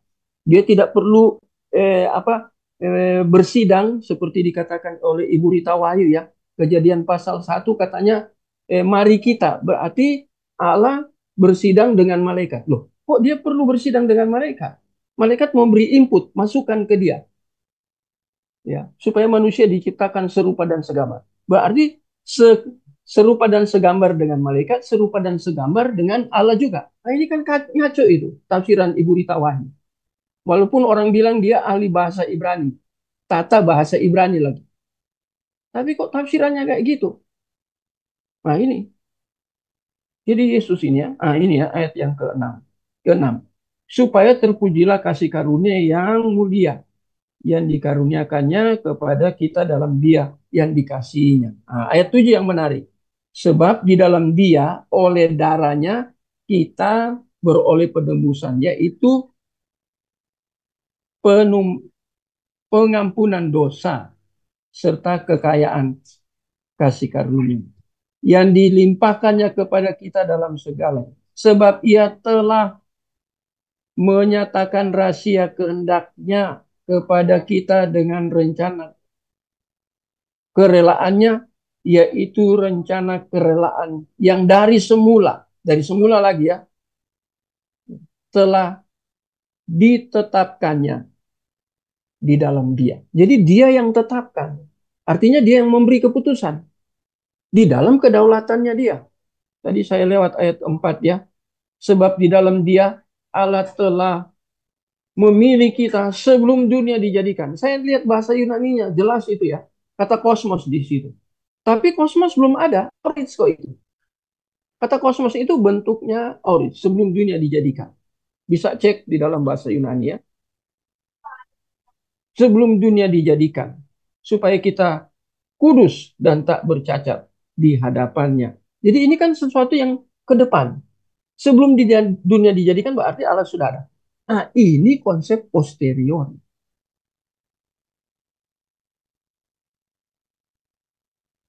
Tapi a priori itu, ini terjadi kemudian. Dia sudah tahu. Dia yang tentukan malah. Satu peristiwa yang akan terjadi, the future, dia yang tentukan. Tapi kita lihat a priori, pengetahuan ada sebelum kita bertemu. Jadi pengetahuan itu sebelum kita ketemu ada di mana? Sebelum kita punya pengalaman, mengalami, atau pengalaman, ini metode ini. Ini dari mana ini? Di mana? Dua ini kita bisa gunakan. Ketiga, kita membangun konsep sistematik teologi. Tadi saya sudah jelaskan kan? Dia sudah tahu sebelumnya. Nanti akan datang siapa-siapa yang mau selamat. Dia sudah tahu dia penentu di dalam kedaulatan kehendak dan kerelaannya. Wah, itu menarik sekali. Tapi kayak gini-gini kita dihajar sama siapa itu yang dari Jakarta itu, ya, teologinya ya, yang dari teologi baptis apa namanya ya. Saya kadang lupa namanya itu ya. Yang berdebat dengan Pak Esra waktu itu gandeng dengan Pak Budi Asali, mereka berapa sehari atau 2 kali mereka berdebat. Ada YouTube-nya kok. Ya, apa namanya? Yang Marga Leo, Suhento Leo ya. Itu yang Baptis teologi independen itu. Ah, dia kan bahas itu. Jadi kita lihat nih pemahaman idealis. Tapi kita bisa ambil. Terlebih lagi dari share mengenai ini ya, posisi Mission Quit ini terlihat bahwa kita harus membedakan metode kita secara hati-hati dari metode idealis. Artinya secara hati-hati bukan kita membuang. Tadi saya sudah jelaskan kan. Kita bisa ambil dua-dua, tetapi di dalam konsep teologis. Ya, satu bicara the future, satu bicara tentang kekekalan. Bukan di dalam sejarah kekekalan. Dia menentukan dari kekekalan. Itu teologi dari Paulus itu di dalam kekekalan. Nah, jadi kita bisa ambil. Tapi harus hati-hati dengan menunjukkan sifat dari metode kita. Adalah secara a priori unsur berbeda dengan sifat secara a priori ya. Elemen seperti yang dipahami kaum idealis. Sifat kita Kristen secara a priori, elemen ini jelas ditentukan oleh konsep kita. Ah, itu kan pakai konsep tentang Tuhan. Artinya Tuhan itu melalui Alkitab. Sekali lagi sifat kita sebuah posteriori berbeda dengan gagasan idealis. Sebuah posteriori. Fakta kita diciptakan dan dikendalikan oleh Tuhan. Ini kedaulatan Allah. Sedangkan fakta idealisme tidak. Berdasarkan beberapa hal berikut. Nah ini ya kita lihat, ini kita hati-hati. Tapi ngomong-ngomong saya tidak lihat jam. Jangan-jangan keenakan masih jam berapa ini Kri? Oh kalau Kri saya tanya dia ada di Indonesia Timur sana di Ambon, beda sejam. Udah mau jam 8 Pak. Nah itu sudah. Tinggal berapa menit kira-kira ya? Kurang 9 menit Pak. Aduh sudah 9 menit ya. Kita bisa jangkau ini. Mungkin dengan cepat ya. Tapi saya tidak bisa kalau dengan cepat. Saya orangnya harus menjelaskan. Itu yang membuat sulit kadang ya. Nah sekarang untuk mengetahui yang ini ya. Fakta idealis tidak ini ya. Sedang fakta idealis tidak ya. Fakta ini diciptakan dan dikendalikan oleh Tuhan. Nah, fakta-fakta itu ya. Kalau kita kaji secara teologis maksudnya. Sedangkan fakta idealis tidak. Nah, apa dasarnya kita menolak fakta idealis? Walaupun kita bisa mengadopsi dua fakta itu. Tapi ada hal yang kita tolak. Mengapa? Yang pertama, Tuhan sebagai prinsipium, esensi ya, pengetahuan. Prinsip yang esensi dari pengetahuan. Mereka kan membangun pengetahuan melalui metode. Kita juga harus membangun pengetahuan. Kok bisa orang Kristen sendiri hamba Tuhan, ya, gembala, atau orang-orang yang belajar teologi kok tidak mau pengetahuan kadang. Tidak mau. Tidak perlu susah sulit. Sulit-sulit tidak perlu. No? Lantas kamu belajar Alkitab susah nggak? Atau kamu gampangkan Alkitab itu? Ya. Ini hal yang esensi, yang prinsip ini yang kita belajar. Untuk menonjolkan sifat secara a priori. Nah, itu a priori ya. Tadi ya, kita tahu. Aspek metode Kristen, nah ini ya Kristen. Dapat mendiskusikannya dalam kaitannya dengan apa yang dalam tulisan-tulisan terkini tentang teologi. Ya, disebut sebagai prinsip esensi. Karena nyangkut teologi, ini prinsip penting tentang pengetahuan. Yang kita sedang bangun ini pengetahuan yang datang dari Allah sumbernya melalui Alkitab tertulis. Itu epistemologi, harus belajar khusus di epistemologi. Siapa yang tulis epistemologi? Ya, saya coba lihat di sini. Ini ada di sini ya. Oh, ini ada gagasan tentang noetika. Oh, di epistemologi itu ditulis oleh John Frame. Itu semua epistemologi, termasuk epistemologi biblical dia tulis. Ada epistemologi gnostik. Itu Frame tulis. Saya punya buku fisiknya ya, bukan apa ya, bukan PDF. Saya punya. Ya, semua epistemologi dibangun oleh dia ya. Episteme, kemudian dengan kata logos ya.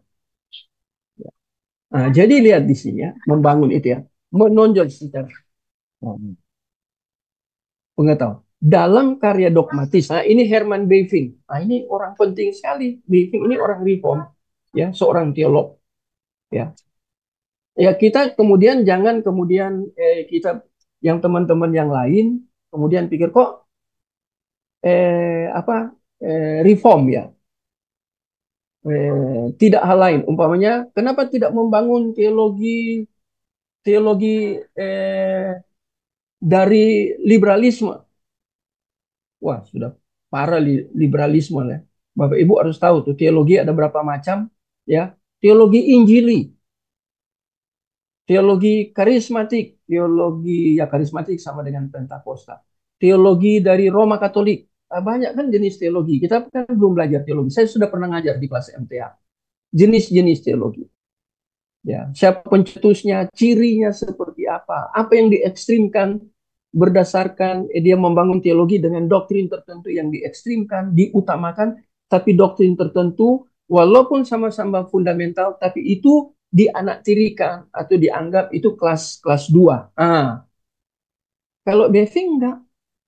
Ya, Herman Bavinck katakan dalam dogmatis ya, telah memberikan penjelasan panjang lebar tentang hal tersebut. Prinsip esensi bahasa Latin yang pertama kali dicetuskan oleh Thomas Aquinas. Artinya Herman Bavinck ini melihat dari apa yang sudah dicetuskan oleh Thomas Aquinas. Lihat ya, antara dua pakar teolog, ya. Ini Thomas Aquinas dengan Herman Bavinck, siapa lebih dulu hidup? Siapa lebih dulu menulis? Tentunya Thomas. Ya, artinya tindakan menjadi pengetahuan. Ya, tindakan menjadi pengetahuan. Nah, ini Thomas Aquinas ya. Kita harus tahu Thomas Aquinas dipengaruhi oleh filsafat apa? Karena saya sudah baca buku-bukunya ya. Apakah filsafat siapa filsuf ya? Filsuf-filsuf yang sebelum Yesus berinkarnasi itu ya, 300-400 tahun mereka sudah ada ya. Di zaman para nabi-nabi kecil, kalau kita belajar Alkitab itu, sudah ada para filsuf itu, para pemikir-pemikir dari Yunani ya, seperti apa ya, Socrates, Aristoteles. Nah, Thomas Aquinas sangat dipengaruhi oleh filsafat dari bukan Socrates ya. Socrates ada 3 itu ya. ada satu filsuf yang sangat mempengaruhi dia. Thomas Aquinas ini mempengaruhi teologi apa? Ini Thomas Aquinas ini tokoh di dalam kekristenan, Kristen apa? Roma Katolik. Nanti kita lihat sekali-sekali kita bedah buku ya tentang tokoh-tokoh yang seperti ini penting ya. Itu nyangkut di dalam sejarah teologi. Kemudian cara berpikir mereka itu latar belakangnya dari mana? Latar belakang itu berbahaya apa tidak? Apakah mereka ambil semua konsep dari para filsuf masa lalu, kemudian tanpa mereka menggunakan apa ya? Apa itu? Bukan jaring itu apanya? Filter. Kemudian itu konsep-konsep itu diberi muatan teologis seperti tadi itu, a priori dan posteriori. Itu kan dari idealis, tetapi kita bisa ambil itu kemudian meletakkan dasar teologis di dalam. Seperti kita belajar tentang filsafat. Iya kan? Nah, ini ada buku di sini ya. Nah, ini ya. Rasio bagi iman, filsafat melayani teologi. Ini Scott Oliphant yang tulis. Ini buku ini. Saya sudah baca ini. Ya, tentang apa? Rasio bagi iman. Tapi dia di dalamnya saya cek, baca dan saya mempersiapkan beberapa materi. Saya membaca bukunya. Ini sebenarnya rasio bagi iman terkait dengan filsafat harus melayani teologi. Artinya konsep-konsep filsafat yang netral itu bisa kita ambil, tapi harus memberi muatan teologis. Jadi bukan murni, sama kan psikologi juga gitu. Itu integrasi antara psikologi dan teologi. Tapi itu harus ada saringannya. Saringannya harus biblical. Atau harus doktrin sistematika. Boleh kita adopsi. Baca bukunya Douglas Grotius. Segala kebenaran Allah. Ada kebenaran-kebenaran yang netral. Yang Tuhan berikan kepada umum. Dan itu bisa kita ambil. Tapi kita harus kaji itu berbasis landasan biblical atau teologis. Karena itu benar. Walaupun itu bukan kebenaran yang sifatnya fundamental. Nah, ini cara berteologi loh. Saya kurang tahu Bapak Ibu sudah pelajari ini, dapat pembelajaran seperti ini tidak? Pak Anton atau Pak Iwan atau Kri atau teman-teman yang lain ya, sudah belajar seperti ini nggak? Kalau Ya. saya sendiri belum, Pak. Pak Anton sudah ya? Atau Pak Iwan?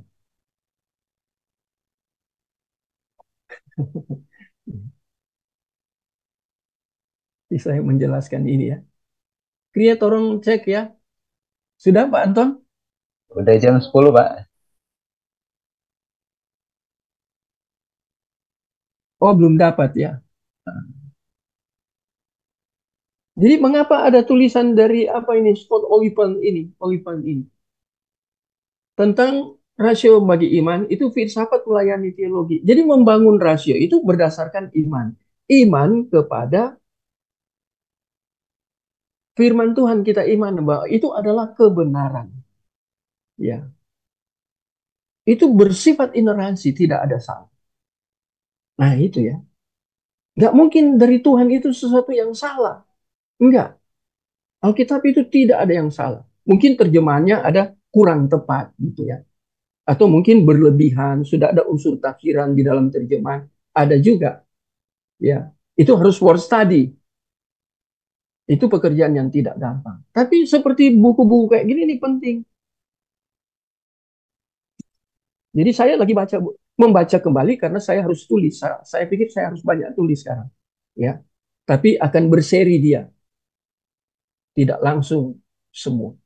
Ya, tapi jamnya sudah lewat kira-kira. Ya. Udah, Bapak. Lewat 1-2 menit, Pak. Ya, saya tambah sedikit ya. Nah ini ya, supaya saya tidak loncat jauh. Maksudnya adalah kenyataan bahwa konsep Tuhan sebagai Tuhan yang sadar akan diri sendiri. Ini kemandirian Tuhan ya. Yang ada pada dirinya sendiri, kita tidak akan bisa mengetahui apapun tentang dia, dengan semua keberadaan kita nggak bisa mengetahui apapun. Mengapa, apa maksudnya tidak mengetahui tentang Tuhan? Kalau dia tidak bukakan tentang dirinya dan seluruh kebenaran yang ada dalam dirinya melalui kita wahyu khusus Alkitab, kita bisa tahu nggak? Enggak. Semua orang bisa bersifat religi, artinya dia tahu bahwa Allah ada. Dia mengerti bahwa Tuhan itu ada, bahwa ada yang menciptakan dunia ini. Tapi Tuhan yang mana dulu? Tuhan siapa?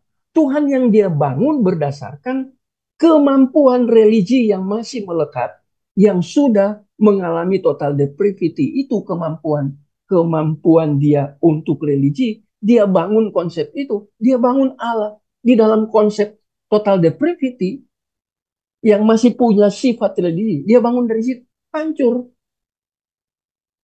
Kita membangun kan berdasarkan Alkitab. Wahyu khusus.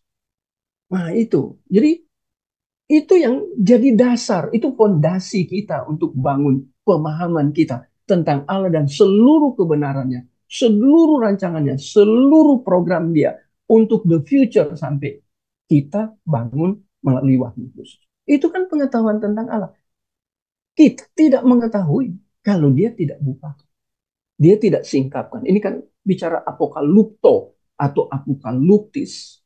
Dia tidak bukakan, dia tidak singkapkan melalui Theopneustos 2 Timotius 3. Diinspirasikan segala tulisan. Kalau tidak, kita nggak tahu. Ini maksudnya.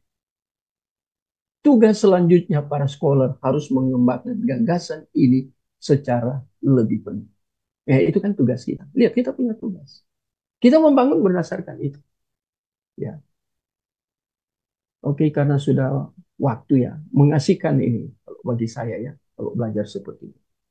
Ya, kita sambung terakhir minggu depan ya Pak Anton ya, sudah ke-9 ya, sudah ke-9. Kita selesaikan ini, ada bagian B-nya itu juga panjang dan dalam ini ya. Oke, kita akan tutup dan minta Pak Anton saja yang tutup. Karena ada di depan saya. Mari tolong please Pak Anton tutup kita dalam doa. Sampai minggu depan kita jumpa lagi ya. Sorry. Bu Sari, masih ada Bu Sari? Mari tolong tutup dalam doa, Ibu Sari. Iya, Pak. Oke, minta tolong. Mari kita berdoa. Terima kasih buat